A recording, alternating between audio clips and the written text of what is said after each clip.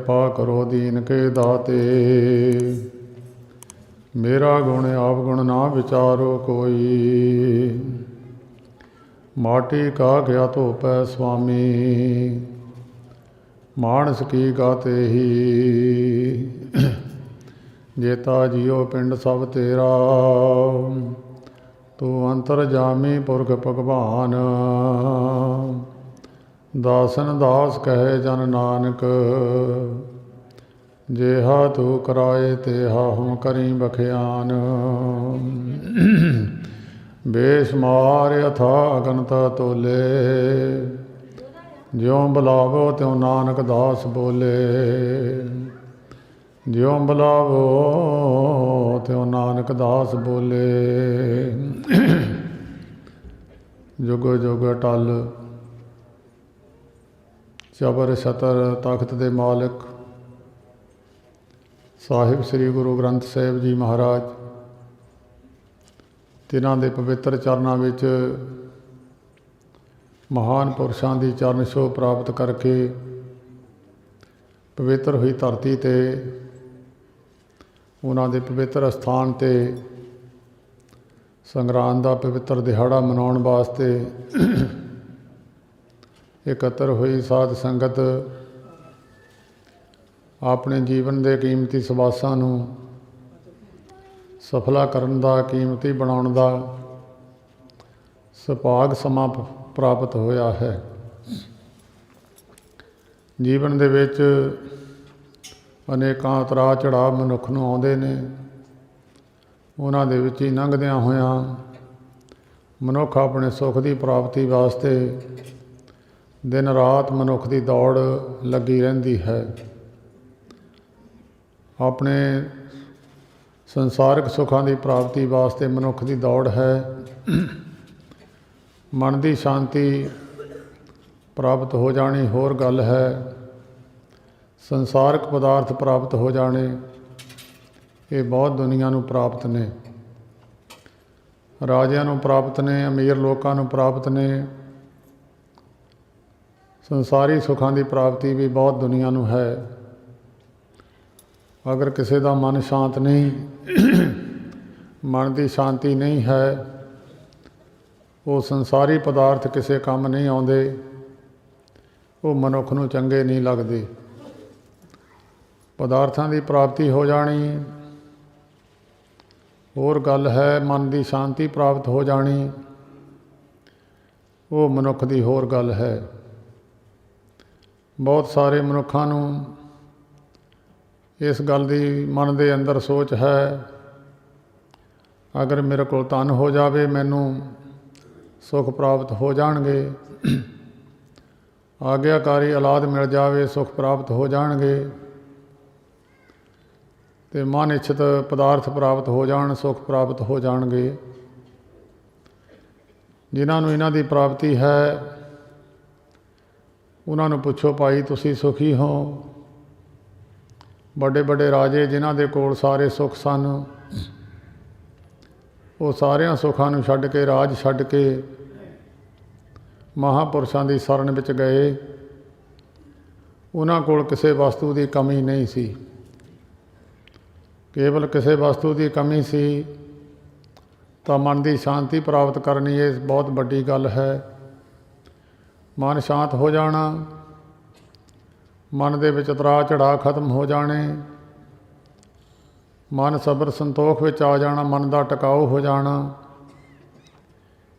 ਇਸ ਗੱਲ ਦੀ ਪ੍ਰਾਪਤੀ ਹੋਣੀ ਬੜੀ ਮੁਸ਼ਕਲ ਗੱਲ ਹੈ। ਪੁਰਾਤਨ ਸਮਿਆਂ ਤੋਂ ਲੈ ਕੇ ਸਤਯੁੱਗ ਤੋਂ ਲੈ ਕੇ 4 ਯੁੱਗ, ਚੌਥਾ ਯੁੱਗ ਚੱਲ ਰਿਹਾ ਹੈ। ਚੌਥਾ ਯੁੱਗ ਵੀ ਸਮਾਪਤੀ ਵੱਲ ਨੂੰ ਜਾ ਰਿਹਾ ਹੈ। ਉਦੋਂ ਤੋਂ ਲੈ ਕੇ ਮਨੁੱਖ ਦੀ ਦੌੜ ਇਸੇ ਵਸਤੂ ਵਾਸਤੇ ਦੌੜ ਲੱਗੀ ਰਹੀ। ਮਨ ਵੀ ਸ਼ਾਂਤ ਹੋ ਜਾਵੇ ਅਤੇ ਪਦਾਰਥ ਵੀ ਇਕੱਤਰ ਹੋ ਜਾਣ। ਜਿਨ੍ਹਾਂ ਨੂੰ ਮਨ ਦੀ ਸ਼ਾਂਤੀ ਪ੍ਰਾਪਤ ਹੋਈ ਹੈ ਉਹਨਾਂ ਨੇ ਸੰਸਾਰਕ ਪਦਾਰਥਾਂ ਦੀ ਬਹੁਤੀ ਇੱਛਾ ਨਹੀਂ ਰੱਖੀ। ਮਨ ਟਿਕਾਅ ਵਿੱਚ ਆ ਗਿਆ। ਸੰਸਾਰ ਦੇ ਪਦਾਰਥ ਭਾਵੇਂ ਉਹਨਾਂ ਦੇ 4 ਚੁਫੇਰੇ ਢੇਰੀਆਂ ਲੱਗੀਆਂ ਸਨ, ਪਰ ਉਹਨਾਂ ਨੇ ਇਹਨਾਂ ਦੀ ਪਰਵਾਹ ਨਹੀਂ ਕੀਤੀ। ਕੁਦਰਤੀ ਗੱਲ ਹੈ, ਜਿਹੜੇ ਮਨੁੱਖ ਪਰਮੇਸ਼ਰ ਦਾ ਭਜਨ ਕਰਦੇ ਹਨ ਇਕਾਗਰਚਿਤ ਹੋ ਕੇ 9 ਨਿਧੀਆਂ ਤੇ 18 ਸਿੱਧੀਆਂ ਉਹਨਾਂ ਦੇ ਪਿੱਛੇ ਆਪਣੇ ਆਪ ਹੀ ਤੁਰ ਪੈਂਦੀਆਂ ਹਨ। ਜਿਨ੍ਹਾਂ ਦਾ ਮਨ ਇਕਾਗਰ ਪਰਮੇਸ਼ਰ ਦੇ ਚਰਨਾਂ 'ਚ ਨਹੀਂ ਹੁੰਦਾ, ਇਹ ਵਸਤੂਆਂ ਉਹਨਾਂ ਦੇ ਅੱਗੇ ਦੌੜਦੀਆਂ ਹਨ, ਉਹਨਾਂ ਦੇ ਅੱਗੇ ਪਿੱਛੇ ਨਹੀਂ ਫਿਰਦੀਆਂ। ਜਿਹਦਾ ਪ੍ਰਮਾਣ ਗੁਰੂ ਅਮਰਦਾਸ ਮਹਾਰਾਜ ਨੇ ਆਪਣੀ ਪਵਿੱਤਰ ਬਾਣੀ ਵਿੱਚ ਜ਼ਿਕਰ ਕੀਤਾ ਹੈ, ਬ੍ਰਹਮ ਬਿੰਦੈ ਤਿਸਦਾ ਬ੍ਰਹਮਤ ਰਹੇ, ਏਕ ਸ਼ਬਦ ਲਿਵ ਲਾਏ, ਨਵ ਨਿਧੀ 18 ਸਿੱਧੀ ਪਿੱਛੇ ਲੱਗੀਆਂ ਫਿਰੇ, ਜੋ ਹਰ ਹਿਰਦੇ ਸਦਾ ਵਸਾਏ। ਜਿਹੜੇ ਹਰੀ ਪਰਮੇਸ਼ਰ ਨੂੰ ਆਪਣੇ ਹਿਰਦੇ ਜਗ੍ਹਾ ਦਿੰਦੇ ਹਨ, ਬਾਕੀ ਚੀਜ਼ਾਂ ਉੱਥੋਂ ਆਪਣੇ ਆਪ ਹੀ ਉੱਠ ਜਾਂਦੀਆਂ ਹਨ ਪਰਮੇਸ਼ਰ ਦੇ ਬੈਠਣ ਦੇ ਨਾਲ, ਕਿਉਂਕਿ ਸਾਰੇ ਪਦਾਰਥ ਪਰਮੇਸ਼ਰ ਦੇ ਹੁਕਮ ਦੇ ਅਨੁਸਾਰ ਹਨ। ਸਾਰੇ ਪੌਣ ਪਾਣੀ ਅਤੇ ਸਾਰੀ ਸ੍ਰਿਸ਼ਟੀ ਉਹਦੇ ਹੁਕਮ ਵਿੱਚ ਖੜ੍ਹੀ ਹੈ। ਜਿਸ ਮਨੁੱਖ ਦੇ ਹਿਰਦੇ 'ਤੇ ਪਰਮੇਸ਼ਰ ਬੈਠ ਜਾਂਦਾ ਹੈ, ਉਹਦੇ ਹੁਕਮ ਦੇ ਅੰਦਰ ਸਾਰੀ ਸ੍ਰਿਸ਼ਟੀ ਦੇ ਜਿੰਨੇ ਪੌਣ ਪਾਣੀ ਅਗਨੀ ਹੈ, ਸਾਰੇ ਉਹਦੇ ਹੁਕਮ ਦੇ ਵਿੱਚ ਹੋ ਜਾਂਦੇ ਹਨ। ਇੱਥੇ ਤੱਕ ਪਹੁੰਚ ਕਰਨ ਵਾਸਤੇ ਪੁਰਾਤਨ ਸਮਿਆਂ ਤੋਂ ਲੈ ਕੇ ਵੇਦ ਸ਼ਾਸਤਰਾਂ ਵਿੱਚ ਵੀ ਇਹੀ ਗਿਆਨ ਬਖਸ਼ਿਆ ਹੈ, ਅਤੇ ਜਿਤਨੇ ਧਾਰਮਿਕ ਗ੍ਰੰਥ ਨੇ ਮਹਾਂਪੁਰਸ਼ਾਂ ਦੇ ਲਿਖੇ ਹੋਏ, ਉਹਨਾਂ ਵਿੱਚ ਵੀ ਇਹੀ ਗਿਆਨ ਬਖਸ਼ਿਆ ਹੈ। ਸਭ ਤੋਂ ਬਾਅਦ ਗੁਰੂ ਗ੍ਰੰਥ ਸਾਹਿਬ ਜੀ ਮਹਾਰਾਜ ਹੋਂਦ ਵਿੱਚ ਆਏ ਨੇ, ਔਰ ਉਹਨਾਂ ਵਿੱਚ ਵੀ ਇਹੀ ਗਿਆਨ ਬਖਸ਼ਿਆ ਹੈ। ਮਨੁੱਖ ਗਿਆਨ ਨੂੰ ਸੁਣਦਾ ਵੀ ਹੈ ਔਰ ਮਨੁੱਖ ਨੂੰ ਸੋਝੀ ਵੀ ਹੈ। ਭਾਗਵਤ ਪੁਰਾਣ ਵਿੱਚ ਲਿਖਿਆ ਹੋਇਆ ਹੈ ਕਿ ਕਲਯੁਗ ਦੇ ਵਿੱਚ ਮਨੁੱਖਾਂ ਨੂੰ ਪਤਾ ਹੋਵੇਗਾ ਕਿ ਉਮਰ ਥੋੜ੍ਹੀ ਹੈ, ਮੈਂ ਬਹੁਤਾ ਸਮਾਂ ਨਹੀਂ ਰਹਿਣਾ। ਇੰਨਾ ਸੋਝੀ ਹੋਣ ਦੇ ਬਾਵਜੂਦ ਵੀ ਮਨੁੱਖ ਦੀ ਦੌੜ ਮਾਇਕ ਪਦਾਰਥਾਂ ਤੱਕ ਲੱਗੀ ਰਹੇਗੀ। ਜਿਨ੍ਹਾਂ ਦੀ ਉਮਰ 70-80 ਦੇ ਨੇੜੇ ਹੈ, ਉਹ ਵੀ ਤਾਂ ਮਨ ਨੂੰ ਸੰਤੋਖ ਕਰਕੇ ਨਹੀਂ ਬੈਠੇ, ਦੌੜ ਤਾਂ ਉਹਨਾਂ ਦੀ ਵੀ ਲੱਗੀ ਹੋਈ ਹੈ। ਪਤਾ ਉਹਨਾਂ ਨੂੰ ਵੀ ਹੈ ਕਿ ਜਿਹੜੀ ਉਮਰ ਹੈ, ਜਿੱਦਾਂ ਦਰਖਤ ਨਦੀ ਦੇ ਕਿਨਾਰੇ 'ਤੇ ਖੜ੍ਹਾ ਹੈ, ਪਤਾ ਨਹੀਂ ਕਿਹੜੇ ਵੇਲੇ ਡਿੱਗ ਪੈਣਾ, ਉਹ ਵੀ ਇਸ ਪਾਸੇ ਨੂੰ ਦੌੜੇ ਹੋਏ ਹਨ। ਉਹਨਾਂ ਨੂੰ ਸਮਝਾਉਣ ਵਾਸਤੇ ਗੁਰੂ ਅਰਜਨ ਦੇਵ ਮਹਾਰਾਜ ਨੇ ਬਹੁਤ ਵੱਡੀ ਕਿਰਪਾ ਕੀਤੀ ਹੈ। ਜਿਨ੍ਹਾਂ ਪੁਰਖਾਂ ਨੇ ਇਸ ਮੰਜ਼ਿਲ ਤੱਕ ਪਹੁੰਚੇ ਹਨ, ਉਹਨਾਂ ਦੇ ਹਿਰਦੇ ਤੋਂ ਉੱਠੇ ਹੋਏ ਬਚਨ, ਭਗਤਾਂ ਦੇ ਹਿਰਦੇ 'ਤੇ ਉੱਠੇ ਹੋਏ ਗਿਆਨ, ਜੋ ਤੱਤ ਗਿਆਨ ਹੈ, ਉਹ ਗੁਰੂ ਗ੍ਰੰਥ ਸਾਹਿਬ ਵਿੱਚ ਲਿਖਿਆ ਹੈ। ਬੜੀ ਮਿਹਨਤ ਕਰਨੀ ਪੈਂਦੀ ਹੈ। ਦੁੱਧ ਨੂੰ ਪ੍ਰਾਪਤ ਕਰਨਾ ਹੋਵੇ, ਮਿਹਨਤ ਤਾਂ ਦੁੱਧ ਦੀ ਵੀ ਪ੍ਰਾਪਤੀ ਬਹੁਤ ਔਖੀ ਹੈ। ਪਹਿਲਾਂ ਪਸ਼ੂ ਖਰੀਦਣਾ ਪਵੇਗਾ, ਫਿਰ ਪਸ਼ੂ ਤੋਂ ਬਾਅਦ ਉਹਦੇ ਪੱਠਿਆਂ ਦਾ, ਉਹਦੇ ਬੰਨਣ ਦਾ, ਉਹਦੇ ਪੇੜੇ ਦਾ ਸਾਰਾ ਸਾਧਨ ਕਰਨਾ ਪਵੇਗਾ। ਦੁੱਧ ਵੀ ਸੌਖਾ ਪ੍ਰਾਪਤ ਨਹੀਂ ਹੋਇਆ। ਉਹਦੀ ਪ੍ਰਾਪਤੀ ਕਰਕੇ, ਦੁੱਧ ਦੀ ਪ੍ਰਾਪਤੀ ਕਰਕੇ ਵੀ ਜੇ ਮਨੁੱਖ ਕਹੇ ਕਿ ਦੁੱਧ ਸਦਾ ਵਾਸਤੇ ਰਹਿ ਜਾਵੇ, ਸਦਾ ਵਾਸਤੇ ਨਹੀਂ ਰਹਿੰਦਾ। ਦੁੱਧ ਬੜੀ ਮੁਸ਼ਕਿਲ ਨਾਲ ਇੱਕ ਦਿਹਾੜੀ 12-14 ਘੰਟੇ ਕੱਟਦਾ ਹੈ, ਉਹਦੇ ਤੋਂ ਬਾਅਦ ਉਹਦੀ ਹੱਦ ਖਤਮ ਹੈ, ਉਹਦੀ ਮਨਿਆਦ ਖਤਮ ਹੈ। ਜੇ ਦੁੱਧ ਨੂੰ ਰੱਖਣਾ ਹੋਵੇ, ਦੁੱਧ ਤੋਂ ਜ਼ਿਆਦਾ ਸਮਾਂ ਦਹੀਂ ਕੱਟ ਜਾਂਦਾ ਹੈ। ਦਹੀਂ ਦੇ ਵਿੱਚ ਉਹ ਵੀ ਕਿਸੇ ਦੀ ਸੰਗਤ ਕਰਨੀ ਪੈਂਦੀ ਹੈ। ਜਿਨ੍ਹਾਂ ਨੇ ਦਹੀਂ ਜਮਾਇਆ ਹੋਵੇ, ਉਹਨਾਂ ਦੇ ਕੋਲ ਜਾਣਾ ਪੈਂਦਾ, ਉਹਨਾਂ ਤੋਂ ਥੋੜ੍ਹੀ ਜਿਹੀ ਲੱਸੀ ਲਿਆਉਣੀ ਪੈਂਦੀ ਹੈ। ਦਹੀਂ ਜਮਾ ਲਈਏ, ਦਹੀਂ ਦੁੱਧ ਨਾਲੋਂ ਜ਼ਿਆਦਾ ਦਿਨ ਕੱਟ ਜਾਂਦਾ ਹੈ। ਦਹੀਂ ਦੇ ਵੀ ਕੁਛ ਦਿਨ ਹੱਦ ਹੈ, ਇਹ ਵੀ ਬਹੁਤਾ ਸਮਾਂ ਨਹੀਂ ਕੱਟਦਾ। ਸਿਆਣੀਆਂ ਬੀਬੀਆਂ, ਸਿਆਣੇ ਦਿਮਾਗ ਰੱਖਣ ਵਾਲੇ, ਸੂਝ-ਬੂਝ ਰੱਖਣ ਵਾਲੇ, ਉਹਨਾਂ ਨੇ ਇਸ ਨੂੰ, ਦਹੀਂ ਨੂੰ ਰਿੜਕ ਕੇ, ਉਹ ਵੀ ਸੂਝ-ਬੂਝ ਵਾਲਾ ਦੁੱਧ ਰਿੜਕੇਗਾ। ਜੇ ਇਹਦਾ ਗਿਆਨ ਨਹੀਂ ਤੇ ਰਿੜਕਦਿਆਂ ਰਿੜਕਦਿਆਂ ਕਈ ਵਾਰੀ ਮੱਖਣ ਵਿੱਚ ਰਲ ਜਾਂਦਾ, ਕਈ ਵਾਰੀ ਖਿਲਰ ਜਾਂਦਾ। ਉਹਦੇ ਵਿੱਚੋਂ ਮੱਖਣ ਕੱਢ ਲਈਏ ਤੇ ਮੱਖਣ ਵੀ ਬਹੁਤਾ ਸਮਾਂ ਨਹੀਂ ਰਹਿੰਦਾ, ਉਹਦੇ ਵਿੱਚ ਵੀ ਕਮੀ ਹੈ, ਖਟਿਆਈ ਪੈ ਜਾਂਦੀ ਹੈ। ਤੇ ਮੱਖਣ ਨੂੰ ਬਹੁਤਾ ਸਮਾਂ ਰੱਖਣ ਵਾਸਤੇ ਉਹਨੂੰ ਅੱਗ 'ਤੇ ਚਾੜ੍ਹ ਕੇ ਸਿਆਣੇ ਪੁਰਖ ਉਹਦੇ ਵਿੱਚ ਤੱਤ ਵਸਤੂ ਕੱਢ ਲੈਂਦੇ ਆ, ਜਿਹਨੂੰ ਕਹਿੰਦੇ ਹਨ ਘੇ, ਸ਼ੁੱਧ ਦੇਸੀ ਘੇ। ਉਹਨੂੰ 2 ਸਾਲ ਰੱਖ ਲਓ, 4 ਸਾਲ ਰੱਖ ਲਓ, ਖਰਾਬ ਨਹੀਂ ਹੁੰਦਾ। ਇਸੇ ਤਰ੍ਹਾਂ ਤੱਤ ਵਸਤੂ ਜਿਹੜੀ ਹੈ ਭਗਤਾਂ ਦੇ ਹਿਰਦੇ ਤੋਂ ਉੱਠੀ ਹੋਈ, ਅਖੀਰ ਵਿੱਚ ਇੱਕ ਤੱਤ ਵਸਤੂ ਨਿਕਲਦੀ ਆ। ਦੁੱਧ ਜ਼ਿਆਦਾ ਜਗ੍ਹਾ ਵਿੱਚ ਹੁੰਦਾ ਅਤੇ ਮੱਖਣ ਥੋੜ੍ਹੀ ਜਗ੍ਹਾ ਵਿੱਚ ਆ ਜਾਂਦਾ। ਉਹ ਫਿਰ ਭਗਤਾਂ ਦੇ ਹਿਰਦੇ ਤੋਂ ਗਿਆਨ ਉੱਠਿਆ ਹੈ। ਉਹਨਾਂ ਨੇ ਬੜੀ ਮਿਹਨਤ ਕੀਤੀ ਹੈ, ਜਨਮ ਲੱਗ ਗਏ। ਜਨਮਾਂ ਬਾਅਦ ਭਗਤਾਂ ਨੇ ਜਿਹੜਾ ਨਿਚੋੜ ਕੱਢਿਆ ਹੈ, ਉਹ ਆਉਣ ਵਾਲੀਆਂ ਪੀੜ੍ਹੀਆਂ ਨੂੰ, ਸੰਸਾਰੀ ਪੁਰਖਾਂ ਨੂੰ ਇਹ ਗੱਲ ਦੱਸੀ ਹੈ ਭਾਈ ਜਿਹੜਾ ਸੁੱਖ ਅਸੀਂ ਪ੍ਰਾਪਤ ਕਰਦੇ ਹਾਂ ਉਹ ਤੁਸੀਂ ਵੀ ਸੁੱਖ ਲੈ ਲਓ। ਉਹਨਾਂ ਨੇ ਉਹ ਗਿਆਨ ਫਿਰ ਗੁਰੂ ਗ੍ਰੰਥ ਸਾਹਿਬ ਵਿੱਚ ਗੁਰੂ ਅਰਜਨ ਦੇਵ ਮਹਾਰਾਜ ਨੇ ਕਿਰਪਾ ਕਰਕੇ ਉਸ ਗਿਆਨ ਨੂੰ ਗੁਰੂ ਗ੍ਰੰਥ ਸਾਹਿਬ ਵਿੱਚ ਦਰਜ ਕੀਤਾ ਹੈ। ਜਿਹੜੇ ਉਸ ਗਿਆਨ ਨੂੰ ਸਮਝ ਕੇ ਉਸ ਦੇ ਮੁਤਾਬਕ ਸੰਸਾਰ ਵਿੱਚ ਜੀਵਨ ਜਿਉਣਾ ਕਰਦੇ ਹਨ, ਉਹ ਮਨੁੱਖਾਂ ਨੂੰ ਸਾਰੇ ਸੁੱਖਾਂ ਦੀ ਪ੍ਰਾਪਤੀ ਤਾਂ ਹੁੰਦੀ ਹੈ, ਉਹ ਮਨ ਕਰਕੇ ਵੀ ਸ਼ਾਂਤ ਰਹਿੰਦੇ ਹਨ। ਭਾਵੇਂ ਦੁਨੀਆ ਵਿੱਚ ਅੱਗ ਲੱਗੀ ਹੋਈ ਹੈ, ਹਰ ਇੱਕ ਮਨੁੱਖ ਦੁਖੀ ਹੈ, ਪਰ ਕੁਛ ਮਨੁੱਖ ਜਿਨ੍ਹਾਂ 'ਤੇ ਗੁਰੂ ਦੀ ਕਿਰਪਾ ਹੈ, ਜਿਹੜੇ ਗੁਰੂ ਦੇ ਚਰਨਾਂ ਨਾਲ ਜੁੜੇ ਹਨ, ਉਹ ਮਨ ਕਰਕੇ ਸ਼ਾਂਤ ਹਨ। ਪਦਾਰਥਾਂ ਦੀ ਭਾਵੇਂ ਘਾਟ ਹੋਵੇ, ਜੰਗਲਾਂ ਵਿੱਚ ਰਿਖੀ ਮੁਨੀ ਬੈਠੇ ਹਨ, ਭਾਵੇਂ ਪਦਾਰਥਾਂ ਦੀ ਆਪ ਸਾਡੇ ਦੇਖਣ ਮੁਤਾਬਕ ਉਹਨਾਂ ਕੋਲ ਬਹੁਤੀ ਨਹੀਂ ਹੈ, ਪਰ ਫਿਰ ਵੀ ਗੁਰੂ ਗ੍ਰੰਥ ਸਾਹਿਬ ਨੇ ਉਹਨਾਂ ਨੂੰ ਬਹੁਤ ਵੱਡਾ ਦਰਜਾ ਦਿੱਤਾ ਹੈ।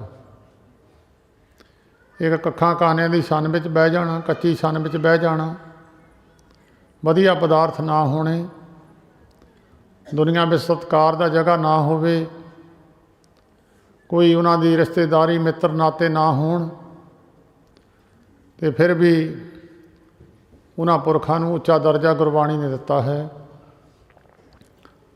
ਬਸਦਾ ਟੁੱਟੀ ਝੌਂਪੜੀ ਚੀਰ ਸਭ ਛਿੰਨਾ, ਜਾਤ ਨਾ ਪਾਤ ਨਾ ਆਦਰੋ ਉਦਿਆਨ ਪਰਮਿੰਨਾ, ਮਿੱਤਰ ਨਾ ਇਠ ਧਨ ਰੂਪਹੀਣ ਕਿ ਸਾਕ ਨਾ ਸਿੰਨਾ, ਰਾਜਾ ਸਗਲੀ ਸ੍ਰਿਸ਼ਟ ਕਾ ਹਰ ਨਾਮ ਮਨ ਭਿੰਨਾ, ਤਿਸ ਕੀ ਧੂੜ ਮਨ ਉਧਰੇ ਪ੍ਰਭ ਹੋਏ ਸੋ ਪ੍ਰਸੰਨਾ। ਐਸੇ ਪੁਰਖ ਦੀ ਧੂੜ ਮਿਲ ਜਾਵੇ ਪਰਮੇਸ਼ਰ ਦੀ ਖੁਸ਼ੀ ਹੁੰਦੀ ਆ। ਐਸੇ ਪੁਰਖ ਸੰਸਾਰ ਵਿੱਚ ਸਭ ਰਾਜਿਆਂ ਤੋਂ ਉੱਤੇ ਰਾਜੇ ਦੱਸੇ ਹਨ। ਬਾਕੀ ਸੰਸਾਰ ਵਿੱਚ ਰਾਜੇ ਭਾਵੇਂ ਹੋਏ ਨੇ, ਚੱਕਰਵਰਤੀ ਰਾਜੇ ਹੋਏ ਨੇ, ਐਸੇ ਵੀ ਹੋਏ ਨੇ ਜਿਨ੍ਹਾਂ ਦੇ ਰਾਜ ਵਿੱਚ ਸੂਰਜ ਨਹੀਂ ਛਿਪਦਾ ਸੀ, ਉਹਨਾਂ ਦੇ ਨਾਮ ਤੋਂ ਤੁਸੀਂ ਜਾਣੂ ਨਹੀਂ ਹੋ। ਬਾਕੀ ਭਗਤਾਂ ਦਾ ਜੀਵਨ ਪੜ੍ਹ ਕੇ ਦੇਖੋ, ਸਾਰੇ ਬਹੁਤ ਸਾਦੇ ਜੀਵਨ ਵਿੱਚ ਸੁਬਾਸ ਗੁਜ਼ਾਰੇ ਨੇ। ਉਹ ਮਨ ਕਰਕੇ ਸ਼ਾਂਤ ਸਨ, ਮਨ ਕਰਕੇ ਸ਼ਾਂਤੀ ਪ੍ਰਾਪਤ ਸੀ। ਇਸ ਕਰਕੇ ਉਹਨਾਂ ਨੂੰ ਸਾਰੇ ਪਦਾਰਥ ਤਾਂ ਉਹਨਾਂ ਦੇ ਅੱਗੇ ਪਿੱਛੇ ਤੁਰੇ ਫਿਰਦੇ ਸਨ। ਐਸੀ ਪ੍ਰਾਪਤੀ ਕਰਨ ਵਾਸਤੇ, ਐਸੇ ਸੁੱਖਾਂ ਦੀ ਪ੍ਰਾਪਤੀ ਕਰਨ ਵਾਸਤੇ ਗੁਰੂ ਅਰਜਨ ਦੇਵ ਮਹਾਰਾਜ ਨੇ 12 ਮਾਹਾਂ ਦੀ ਬਾਣੀ, 12 ਮਹੀਨਿਆਂ ਦਾ ਗਿਆਨ, ਹਰੇਕ ਮਹੀਨੇ ਵਿੱਚ ਗਿਆਨ ਬਖਸ਼ਿਆ ਹੈ। ਮਹੀਨੇ ਬਾਅਦ ਜਦੋਂ ਮਨੁੱਖ ਜਾਂਦਾ, ਜਿਸ ਤਰ੍ਹਾਂ ਡਾਕਟਰ ਦੇ ਕੋਲ ਮਰੀਜ਼ ਜਾਂਦਾ ਹੈ, ਉਹ ਮਰੀਜ਼ ਨੂੰ ਦਵਾਈ ਦਿੰਦਾ, ਕਹਿੰਦਾ ਭਾਈ ਮਹੀਨੇ ਬਾਅਦ ਫੇਰ ਆ ਜੀ। ਮਹੀਨੇ ਬਾਅਦ ਉਹਦਾ ਟੈਸਟ ਕਰਕੇ ਫਿਰ ਉਹ ਦਵਾਈ ਬਦਲ ਦਿੰਦਾ, ਭਾਈ ਤੈਨੂੰ ਇਸ ਬਿਮਾਰੀ ਤੋਂ ਆਰਾਮ ਹੈ, ਹੁਣ ਇਹ ਕਸਰ ਰਹਿੰਦੀ ਹੈ। ਉਹਦੀ ਦਵਾਈ ਫਿਰ ਬਦਲੀ ਜਾਂਦੀ ਹੈ। ਉਹਦੇ ਤੋਂ ਬਾਅਦ ਮਹੀਨੇ ਬਾਅਦ ਫਿਰ ਜਾਂਦਾ ਹੈ, ਉਹਦੇ ਤੋਂ ਬਾਅਦ ਫਿਰ ਉਹ ਦਵਾਈ ਬਦਲ ਦਿੰਦਾ। ਇਸ ਤਰ੍ਹਾਂ ਮਨੁੱਖ ਦੇ ਅੰਦਰ ਬਹੁਤ ਸਾਰੀਆਂ ਐਸੀਆਂ ਅਲਾਮਤਾਂ ਹਨ। ਕਈ ਰੁਕਾਵਟਾਂ ਪਰਮੇਸ਼ਰ ਦੇ ਮਿਲਣ ਕਾਰਨ ਰਸਤੇ ਵਿੱਚ ਕਈ ਆਉਂਦੀਆਂ ਹਨ। ਉਹਨਾਂ ਰੁਕਾਵਟਾਂ ਨੂੰ ਦੂਰ ਕਰਨ ਵਾਸਤੇ ਹਰੇਕ ਮਹੀਨੇ ਵਿੱਚ ਗਿਆਨ ਬਖਸ਼ਿਆ ਹੈ। ਇਸ ਮਹੀਨੇ ਇਹ ਬਚਨ ਹੈ, ਇਸ ਮਹੀਨੇ ਇਹ ਬਚਨ ਹੈ, ਉਹ ਮਨੁੱਖ ਨੇ ਸਰਵਣ ਕਰਨੇ ਹਨ।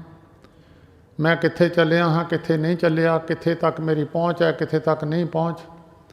ਜੇ ਨਹੀਂ ਵੀ ਪਹੁੰਚ ਸਕਿਆ, ਕੋਸ਼ਿਸ਼ ਕਰਨੀ ਮਨੁੱਖ ਦਾ ਫਰਜ਼ ਹੈ, ਮਿਹਨਤ ਕਰਨੀ ਮਨੁੱਖ ਦਾ ਫਰਜ਼ ਹੈ। ਫਸਲ ਜ਼ਿਮੀਂਦਾਰ ਬੀਜਦਾ ਹੈ, ਅੱਗੇ ਫਸਲ ਹੋਣੀ ਨਾ ਹੋਣੀ ਉਹ ਪਰਮੇਸ਼ਰ ਦੇ ਹੱਥ ਵਿੱਚ ਹੈ। ਇਸ ਕਰਕੇ ਗੁਰੂ ਅਰਜਨ ਦੇਵ ਮਹਾਰਾਜ ਨੇ ਇੱਥੋਂ ਸ਼ੁਰੂ ਕੀਤਾ ਸੀ 12 ਮਾਹਾਂ ਜੀ ਦੀ ਬਾਣੀ। ਕਿਰਤ ਤੋਂ ਸ਼ੁਰੂ ਕੀਤੀ ਹੈ। ਕਿਰਤ ਕਰਮ ਕੇ ਵਿਛੜੇ। ਜੀਵ ਵਿਛੜਿਆ ਕਿੱਥੋਂ ਹੈ, ਜੀਵ ਕਿਉਂ ਬਣਿਆ? ਕਿਰਤ ਮਾੜੀ ਹੋ ਗਈ ਅਤੇ ਉਹਦੇ ਨਾਲ ਕਰਮ ਵਿਗੜ ਗਿਆ। ਕਰ ਕਿਰਪਾ ਮੇਲੋ ਰਾਮ। ਐ ਪਰਮੇਸ਼ਰ ਨਿਰੰਕਾਰ ਜੀ, ਕਿਰਪਾ ਕਰਕੇ ਸਾਨੂੰ ਨਾਲ ਮੇਲਣਾ ਕਰੋ। ਚਾਰ ਕੁੰਡ ਦੇ ਦਿਸੇ ਭ੍ਰਮੇ ਥੱਕ ਆਏ ਪ੍ਰਭ ਕੀ ਸਾਮ। ਸਾਰੇ ਜਗ੍ਹਾ 'ਤੇ ਘੁੰਮ ਕੇ, ਚਾਰ ਚਫੇਰੇ ਘੁੰਮ ਕੇ ਥੱਕ ਕੇ ਮਾਰਾ ਤੁਹਾਡੀ ਸ਼ਰਨ ਵਿੱਚ ਆਏ ਹਾਂ। ਤਿੰਨ ਦੁੱਧੇ ਤੇ ਬਾਹਰੀ ਕਿਤੇ ਨਾ ਆਵੇ ਕਾਮ। ਮੱਝ ਨਾ ਦੁੱਧ ਦਿੰਦੀ ਹੋਵੇ, ਜ਼ਿਮੀਂਦਾਰ ਕਈ ਵਾਰੀ ਇਹਨੂੰ ਜੋੜ ਲੈਂਦੇ ਆ, ਹੋਰ ਕੰਮ ਨੂੰ ਵਰਤ ਲੈਂਦੇ ਆ। ਗਾਂ ਦੁੱਧ ਨਾ ਦਿੰਦੀ ਹੋਵੇ ਤੇ ਗਾਂ ਕਿਤੇ ਕੰਮ ਨਹੀਂ ਆਉਂਦੀ, ਉਹਨੂੰ ਜੋੜਦੇ ਨਹੀਂ ਆ। ਕਿਤੇ ਨਾ ਆਵੇ ਕਾਮ। ਇਸ ਤਰ੍ਹਾਂ ਸਰੀਰ ਹੈ। ਹਰ ਨਾਹ ਨਾ ਮਿਲੀਏ ਸਾਜਨੇ ਕਤ ਪਾਈਏ ਬਸਰਾਮ। ਜਿੰਨਾ ਚਿਰ ਉਸ ਪਰਮੇਸ਼ਰ ਦੀ ਪ੍ਰਾਪਤੀ ਇਹਨੂੰ ਨਹੀਂ ਹੁੰਦੀ, ਇਹਦਾ ਆਉਣ ਜਾਣ ਦਾ ਚੱਕਰ ਮੁੱਕਦਾ ਨਹੀਂ ਹੈ। ਉਸ ਨੂੰ ਮੁਕਾਉਣ ਵਾਸਤੇ, ਉੱਥੇ ਤੱਕ ਪਹੁੰਚਣ ਵਾਸਤੇ ਗੁਰੂ ਅਰਜਨ ਦੇਵ ਮਹਾਰਾਜ ਨੇ 12 ਮਹੀਨਿਆਂ ਵਿੱਚ ਗਿਆਨ ਬਖਸ਼ਿਆ ਹੈ। ਪਿਛਲੇ ਮਹੀਨੇ ਵਿੱਚ, ਮੱਘਰ ਦੇ ਮਹੀਨੇ ਵਿੱਚ ਇਹ ਗਿਆਨ ਬਖਸ਼ਿਆ ਸੀ। ਮੱਘਰ ਮਹਾਸਵੰਦੀਆਂ ਹਰ ਪਿਰ ਸੰਗ ਬੈਠੜੀਆ। ਜਿਹੜੀਆਂ ਇਸਤਰੀਆਂ ਆਪਣੀ ਪਤੀ ਦੇ ਨਾਲ, ਜਿਨ੍ਹਾਂ ਦੀ ਬਾਣ ਆਉਂਦੀ ਹੈ, ਉਹ ਆਪਣੇ ਪਤੀ ਨਾਲ ਬੈਠ ਕੇ ਸੋਭ ਨਹੀਂ ਖਾਉਂਦੀਆਂ। ਜੋ ਸੁੱਖ ਇਸਤਰੀ ਨੂੰ ਆਪਣੇ ਪਤੀ ਨਾਲ ਹੈ, ਉਧਰ ਨਹੀਂ ਹੈ, ਭਾਵੇਂ ਸਾਰੇ ਸੁੱਖ ਪ੍ਰਾਪਤ ਹੋਣ। ਉਹਦੇ ਤੋਂ ਬਾਅਦ ਹੈ ਪੋਹ ਦਾ ਮਹੀਨਾ। ਮੱਘਰ ਤੋਂ ਬਾਅਦ ਪੋਹ ਦਾ ਮਹੀਨਾ ਸ਼ੁਰੂ ਹੋਇਆ ਹੈ। ਪੋਖ ਤੁਖਾਰ ਨ ਵਿਆਪੇ ਕੰਠ ਮਿਲਿਆ ਹਰ ਨਾਹੋ। ਜੇ ਪਿਆਰ ਵਿੱਚ ਕਮੀ ਹੋਵੇ, ਜਿਹਦੇ ਨਾਲ ਪ੍ਰੇਮ ਹੁੰਦਾ ਉਹਨੂੰ ਗਲੇ ਲੱਗ ਕੇ ਮਿਲਦੇ ਆ। ਜਿੰਨਾ ਜ਼ਿਆਦਾ ਪ੍ਰੇਮ ਹੁੰਦਾ ਉਹਨੂੰ ਗਲੇ ਲੱਗ ਕੇ ਮਿਲਦੇ ਆ। ਜਿਨ੍ਹਾਂ ਦਾ ਪਰਮੇਸ਼ਰ ਨਾਲ ਪਿਆਰ ਹੈ, ਜਿਨ੍ਹਾਂ ਦੇ ਗਲੇ ਵਿੱਚ ਪਰਮੇਸ਼ਰ ਦਾ ਨਾਮ ਹੈ, ਪਰਮੇਸ਼ਰ ਨਾਲ ਪਿਆਰ ਹੈ, ਉਹਨਾਂ ਨੂੰ ਨਾ ਸਰੀਰ ਨੂੰ ਠੰਡ ਹੈ, ਨਾ ਆਤਮਾ ਨੂੰ ਠੰਡ ਹੈ। ਇੱਕ ਮਨ ਦਾ ਪਾਲਾ ਹੈ, ਇੱਕ ਸਰੀਰ ਦਾ ਪਾਲਾ ਹੈ। ਮਨ ਦਾ ਪਾਲਾ ਹੈ, ਪਾਪਾਂ ਦਾ ਹੈ। ਮਨੁੱਖ ਆਪਣੇ ਪਾਪ ਕਰਮ ਕਰਕੇ ਡਰਦਾ ਹੈ। ਕਈ ਵਾਰੀ ਮਨੁੱਖ ਗੱਲਾਂ ਕਰਦਿਆਂ ਕਰਦਿਆਂ ਗੱਲ ਆ ਜਾਂਦੀ ਹੈ, ਮੈਂ ਤਾਂ ਇਹਨੂੰ ਕੁਛ ਨਹੀਂ ਕਿਹਾ ਸੀ, ਇਹ ਆਪਣਾ ਹੀ ਪਾਲਾ ਮਾਰੀ ਜਾਂਦਾ। ਕਈ ਵਾਰੀ ਮਨ ਕਰਕੇ ਮਨੁੱਖ ਜਿਨ੍ਹਾਂ ਦੇ ਪਵਿੱਤਰ ਸਥਾਨ 'ਤੇ ਬੈਠੇ ਹੋਂ, ਉਹਨਾਂ ਦੇ ਸਾਹਮਣੇ ਕਈ ਵਾਰੀ ਮਨੁੱਖ ਬਚਨ ਕਰਨ ਤੋਂ ਵੀ ਡਰਦਾ ਸੀ, ਕਿਉਂਕਿ ਮਨੁੱਖ ਨੂੰ ਆਪਣੇ ਪਾਪਾਂ 'ਤੇ, ਆਪਣੇ ਕੀਤੇ ਹੋਏ ਕਰਮਾਂ 'ਤੇ ਪਤਾ ਹੈ ਕਿ ਇਹਨੂੰ ਜਿਹੜਾ ਸਾਹਮਣੇ ਬੈਠੇ, ਇਹਨਾਂ ਨੂੰ ਮੇਰੇ ਸਾਰੀਆਂ ਗੱਲਾਂ ਦਾ ਪਤਾ ਹੈ। ਉਹ ਆਪਣੇ ਪਾਪ ਕਰਮਾਂ ਕਰਕੇ, ਆਪਣੇ ਪਾਲੇ ਕਰਕੇ ਮਹਾਂਪੁਰਸ਼ਾਂ ਸਾਹਮਣੇ ਕੋਈ ਬਚਨ ਕਰਨ ਦੀ ਸਮਰੱਥਾ ਨਹੀਂ ਰਹਿੰਦੀ। ਇਸ ਕਰਕੇ ਦੋ ਤਰ੍ਹਾਂ ਦੇ ਠੰਡ ਦੀ ਗੱਲ ਕੀਤੀ ਹੈ ਗੁਰੂ ਗ੍ਰੰਥ ਸਾਹਿਬ ਜੀ ਦੇ ਵਿੱਚ। ਗੁਰੂ ਅਰਜਨ ਦੇਵ ਮਹਾਰਾਜ ਨੇ ਆਪਣੇ ਪਤੀ ਦੇ ਨਾਲ ਮਿਲ ਕੇ ਬੈਠ ਕੇ ਸੋਭ ਨੀਕਤਾਂ ਹੋ ਗਈਆਂ, ਪਰ ਫਿਰ ਵੀ ਜੇ ਕੋਈ ਕਮੀ ਹੋਵੇ ਤੇ ਪਤੀ ਦੇ ਨਾਲ ਨਾ ਬਣੀ ਹੋਵੇ, ਭਾਵੇਂ ਰਹਿੰਦੀ ਪਤੀ ਦੇ ਘਰੇ ਹੋਵੇ, ਤੇ ਉਹ ਪਾਪ ਕਰਮ ਕਰਨੋਂ ਹਟੇ ਨਾ, ਤਾਂ ਫਿਰ ਉਹਨੂੰ ਅੰਦਰ ਦਾ ਪਾਲਾ ਵੀ ਰਹਿੰਦਾ ਤੇ ਉਹਨੂੰ ਅਸਲੀ ਸੁੱਖ ਪ੍ਰਾਪਤ ਨਹੀਂ ਹੁੰਦਾ। ਤਾਂ ਗੁਰੂ ਅਰਜਨ ਦੇਵ ਮਹਾਰਾਜ ਨੇ ਪਵਿੱਤਰ ਬਚਨ, ਇਹ ਮਹੀਨਾ ਵੈਸੇ ਵੀ ਸਿੱਖ ਧਰਮ ਦਾ ਤਾਂ ਬਹੁਤ ਦੁਖਦਾਈ ਮਹੀਨਾ ਗੁਜ਼ਰਿਆ ਹੈ। ਇਸ ਮਹੀਨੇ ਵਿੱਚ ਸਿੱਖ ਕੌਮ ਦੇ ਨਾਲ ਸੰਬੰਧਿਤ ਗੁਰੂ ਗੋਬਿੰਦ ਸਿੰਘ ਸਾਹਿਬ ਜੀ ਨਾਲ ਪ੍ਰੇਮ ਰੱਖਣ ਵਾਲੇ ਸਰੀਰ ਇਸ ਮਹੀਨੇ ਵਿੱਚ ਕੋਈ ਖੁਸ਼ੀ ਦਾ ਕੰਮ ਨਹੀਂ ਕਰਦੇ। ਵਿਆਹ ਸ਼ਾਦੀਆਂ ਜਾਂ ਹੋਰ ਖੁਸ਼ੀ ਦੇ ਕੰਮ ਇਸ ਮਹੀਨੇ ਵਿੱਚ ਨਹੀਂ ਕਰਦੇ, ਕਿਉਂਕਿ ਸਾਹਿਬ ਗੁਰੂ ਗੋਬਿੰਦ ਸਿੰਘ ਸਾਹਿਬ ਜੀ ਮਹਾਰਾਜ ਨੇ 5-6 ਦੀ ਪੋਹ ਨੂੰ ਅਨੰਦਪੁਰ ਸਾਹਿਬ ਦਾ ਕਿਲ੍ਹਾ ਛੱਡਿਆ ਸੀ, ਅਤੇ ਅਖੀਰ ਮੁਕਤਸਰ ਦੀ ਜੰਗ ਤੋਂ ਬਾਅਦ ਮਾਘੀ ਦੇ ਸਮੇਂ 'ਤੇ ਜਾ ਕੇ ਮੁਕਤਸਰ ਦੀ ਜੰਗ ਦੀ ਸਮਾਪਤੀ ਹੋਈ ਸੀ। ਅਤੇ ਇਸ ਕਰਕੇ ਮਹੀਨਾ ਸਾਰਾ ਜੰਗਾਂ ਯੁੱਧਾਂ ਦਾ, ਔਰ ਸਿੱਖ ਕੌਮ ਦੇ ਅੰਦਰ 4 ਸਾਹਿਬਜ਼ਾਦੇ ਅਤੇ 3 ਪਿਆਰੇ ਸ਼ਹੀਦ ਹੋਏ, ਅਤੇ ਅਨੇਕਾਂ ਗੁਰੂ ਗੋਬਿੰਦ ਸਿੰਘ ਸਾਹਿਬ ਦੇ ਪਿਆਰੇ ਸਿੱਖ ਜਿਨ੍ਹਾਂ ਦੀ ਕੀਮਤ ਕੋਈ ਨਾ ਸੀ। 40-40 ਹਜ਼ਾਰੀ, 10 ਹਜ਼ਾਰੀ, 20 ਹਜ਼ਾਰੀ ਜਿਨ੍ਹਾਂ ਸਿੱਖਾਂ ਨੂੰ ਸਾਹਿਬਾਂ ਨੇ ਮੁੱਲ ਪਾਇਆ। ਉਸ ਵੇਲੇ 10,000 ਬਹੁਤ ਸੀ ਜਦੋਂ ਦੀ ਗੱਲ ਹੈ। ਇਹ ਉਸ ਵੇਲੇ ਗੁਰੂ ਗੋਬਿੰਦ ਸਿੰਘ ਸਾਹਿਬ ਜੀ ਦੇ ਪਿਆਰੇ ਸਿੱਖ ਇੰਨੀਆਂ ਕੀਮਤਾਂ ਪਾ ਕੇ ਦੱਸਿਆ, ਮੇਰਾ ਇੰਨੇ ਹਜ਼ਾਰੀ ਸੀ, ਇਹ ਮੇਰਾ ਇੰਨੇ ਹਜ਼ਾਰੀ ਸੀ। ਇਸ ਕਰਕੇ ਇਹ ਮਹੀਨਾ ਸਾਹਿਬ ਗੁਰੂ ਗੋਬਿੰਦ ਸਿੰਘ ਸਾਹਿਬ ਜੀ ਨਾਲ ਸੰਬੰਧਿਤ ਹੈ। ਸੋ ਥੋੜ੍ਹੇ ਸਮੇਂ ਵਾਸਤੇ ਵਿਚਾਰ जिन्नी क मत बुद्धि महापुरुषों ने बख्शी है, जिन्ना ज्ञान उन्होंने बख्शिया है, उहदे अनुसार तुहाडे नाल महीने की विचार करन दा सुभाग समा भी प्राप्त होया है। अपने जीवन के सवास गुरु की गल सुनदियां बतीत हो जाण, गुरु के वचन करदियां गुरु के चरणों में बैठियां बतीत हो जाण। वो लाहे में गिने जाते हैं, सफले गिने जाते हैं। बाकी समा बीत जाना, बीते तो बीती जाता। कई बार मनुख कोई ताश खेलन लग जाता, पुछते की करते हैं, कहते समा पास करते हैं, समा बतीत करते। समा तो बतीत हो ही जाता, उन्होंने बतीत करने वास्ते कोई नैट का आसरा लैंदा, कोई फोन का आसरा लैंदा। परमेश्वर की बंदगी करने वाले पुरख इहदा आसरा लेंदे आ, जां गुरु की कथा सरवण करते हैं, गुरु के वचन सरवण करते हैं, गुरबाणी सुनते हैं, गुरु घरां में जाके हाज़री भरते हैं, गुरु घर की जाके सेवा करते हैं। सो सुभाग समा प्राप्त होया है। पोख तुखार न व्यापी कंठ मिलिया हर ना हो। दो तरह की ठंड है, एक अपने पापां का पाला है, एक शरीर तक, शरीर नूं भी ठंड लगती है क्योंकि शरीर 5 तत्तां दा है। उहदे तत्त जिहड़े हन, अगर मनुख तत्तां नाल जुड़िया तो तत्तां नूं भी पाला लगदा, जे तत्तां नाल नहीं जुड़िया तो फिर पता नहीं लगता। जदों ऑपरेशन डॉक्टर करते हैं, अगर मनुख ते सूई चुभ जाए तो दुख प्रतीत करता है, पर जदों ऑपरेशन करते उसदा ढिड पाड़ दिंदे या लत्तां बाहां कट दिंदे, उसनूं कुछ नहीं पता लगता। उसदा संबंध दिमाग नालों कट दिंदे आ शरीर का। इस तरह जिन्हां दा पुरखां दा सुरत परमेश्वर नाल जुड़ जाती, शरीर तो उत्ते उठ जाते हैं, शरीर दुख सुख थले रह जाता। जिथे गर्मा इलाका है, इत्थों गर्म इलाके नूं चले जाइए तो फिर ठंड थले रह जाती है, मनुख उत्थे चले जाता, शरीर गर्म हो जाता। इस तरह जिन्हां पुरखां की सुरत परमेश्वर नाल जुड़ जाती है, शरीर के सुख दुख उन्होंने भुल जाते हैं। जिस पवित्र स्थान पर बैठे हो, वो फिर रात को ठंडा पानी भर के नाल दे सेवादारां नूं, सेवकां नूं ठंडे पानी में बहालिया करते सन, उन्हां दी ट्रेनिंग कराउंदे सन। गर्मियां नूं धुप्पे चो दे विच घुम्मणा, रेते विच उन्हां अपने सेवकां नूं ट्रेनिंग कराउंदे सन परमेश्वर तक पहुँचण दी, परमेश्वर दे मिलण दी पढ़ाई ये कराउंदे सन। ते पोख तुखार ने व्यापी कंठ मिलिया हर नाओ। कंठ जिन्ना प्रेम ज़्यादा होवे, जिन्हां दा परमेश्वर नाल प्रेम है, गले दे नाल मिलिया होया है परमेश्वर, उन्हां दे पाप कर्म दा पाला उन्हां नूं नहीं रहिंदा। पाप कर्म तां खत्म हो जांदे जदों परमेश्वर दा नाम जपीए। कोट अपराध मिटे हर सेवा, परमेश्वर की सेवा करना करोड़ां अपराध खत्म हो जाते। कोट अपराध साध संग मिटे, संत कृपा ते जम ते छुटे। ये गल्लां भी खत्म हो जांदियां जदों मनुख परमेश्वर के नाम के नाल जुड़दा। भावें इस वेले गल कोई नहीं दिसदी, जदों बीज बीज के 5-7 दिनों बाद बीज जमदा, फिर बीज जमण तो बाद पता लगदा की हुई है गल। ये मनुख का सुभाव है, उस वेले करके उस वेले फल की प्राप्ति इच्छा रखदा। फल की प्राप्ति का बूटा ला दीए, बूटा घट तो घट भी जे माड़े तो माड़ा छेती फल देण वाला वो भी साल ला दिंदा।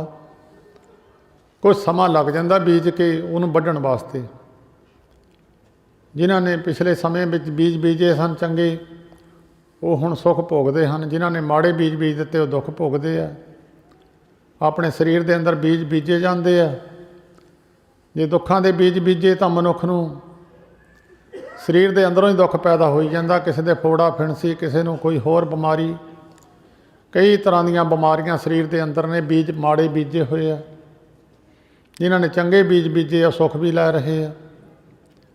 मन वेदिया चरनार विन दर्शन लगड़ा साहो। मन वेदिया, वेदिया का मतलब है बन दिता, बिज गया, ਉਹਦੇ ਨਾਲ ਬੰਨ ਦਿੱਤਾ। ਬੰਨ ਦਿੱਤਾ मतलब है टुटदा नहीं है। जिद्दां तीर ना किसी नूं बिन दईए, तीर ने नाल ਉਹਦੇ ਵਿੱਚ तीर ਖੁੱਭ जावे, इस तरह मन परमेश्वर के चरणों 'ਚ ਖੁੱਭ जावे। ਮਨ ਉਹਦਾ ਹੀ ਖੁੱਭਦਾ ਜਿਹਦਾ ਗੁਰੂ ਦੇ ਬਚਨ ਉੱਥੇ ਖੁੱਭਦੇ ਆ। ਧਰਤੀ ਸਖਤ ਹੋਵੇ, ਤੀਰ ਜਿੰਨਾ ਮਰਜ਼ੀ ਜ਼ੋਰ ਨਾਲ ਮਾਰ ਦਈਏ, ਤੀਰ ਦੀ ਮੁਖੀ ਮੁੜ ਜਾਂਦੀ ਹੈ, ਤੀਰ ਖੁੱਭਦਾ ਨਹੀਂ ਹੈ। ਧਰਤੀ ਨਰਮ ਹੋਵੇ, ਤੀਰ ਮਾੜਾ ਜਿਹਾ ਵੀ ਲੱਗ ਜਾਵੇ ਜਾਂਦਾ ਜ਼ਿਆਦਾ ਖੁੱਭ ਜਾਂਦਾ। ਰੇਤੇ ਵਾਂਗਰ ਧਰਤੀ ਨਰਮ ਹੋਵੇ ਉਨਾ ਡੂੰਘਾ ਤੀਰ ਖੁੱਭ ਜਾਂਦਾ। ਜਿਨ੍ਹਾਂ ਦੇ ਚਿੱਤ ਨਰਮ ਹੈ, ਹਿਰਦੇ ਨਰਮ ਹੈ, ਦਇਆ ਧਰਮ ਹੈ, ਉਹਨਾਂ ਦੇ ਅੰਦਰ ਗੁਰੂ ਦਾ ਬਚਨ ਕਾਟ ਕਰ ਜਾਂਦਾ ਛੇਤੀ। ਜਿਨ੍ਹਾਂ ਦੇ ਅੰਦਰੋਂ ਚਿੱਤ ਕਠੋਰ ਹੈ, ਦਇਆ ਧਰਮ ਨਹੀਂ ਹੈ, ਕਿਸੇ ਦੇ ਦੁੱਖ ਨੂੰ ਦੇਖ ਕੇ ਮਨ ਪੰਗਰਦਾ ਨਹੀਂ ਹੈ, ਕਿਸੇ ਨੂੰ ਦੁਖੀ ਦੇਖ ਕੇ ਮਨ ਦੁਖੀ ਨਹੀਂ ਹੁੰਦਾ, ਉਹਨਾਂ ਦੇ ਚਿੱਤ ਦੇ ਅੰਦਰ ਭਾਵੇਂ ਗੁਰੂ ਦਾ ਜਿੰਨੀ ਮਰਜ਼ੀ ਬਾਣੀ ਪੜ੍ਹੀ ਜਾਣ, ਨੇੜੇ ਜਾਈ ਜਾਣ, ਉਹਨਾਂ ਦੇ ਅੰਦਰ ਤੀਰ ਖੁੱਭਦਾ ਨਹੀਂ ਹੈ। ਜਿਨ ਕੇ ਚਿੱਤ ਕਠੋਰ ਹੈ ਸੇ ਬਹਿ ਨਾ ਸਤਿਗੁਰ ਪਾਸ, ਉਥੇ ਸੱਚ ਵਰਤਦਾ ਕੁੜਿਆਰਾਂ ਚਿਤ ਉਦਾਸ। ਉਹ ਬਲ ਛਲ ਕਰ ਝੱਤ ਕੱਢਦੇ, ਫਿਰ ਜਾਏ ਬਹਿ ਕੁੜਿਆਰਾਂ ਪਾਸ। ਉਹ ਝੂਠੇ ਬੰਦਿਆਂ ਕੋਲ ਜਾ ਕੇ ਉਹਨਾਂ ਦਾ ਮਨ ਲੱਗਦਾ, ਉੱਥੇ ਚਲੇ ਜਾਂਦੇ ਆ।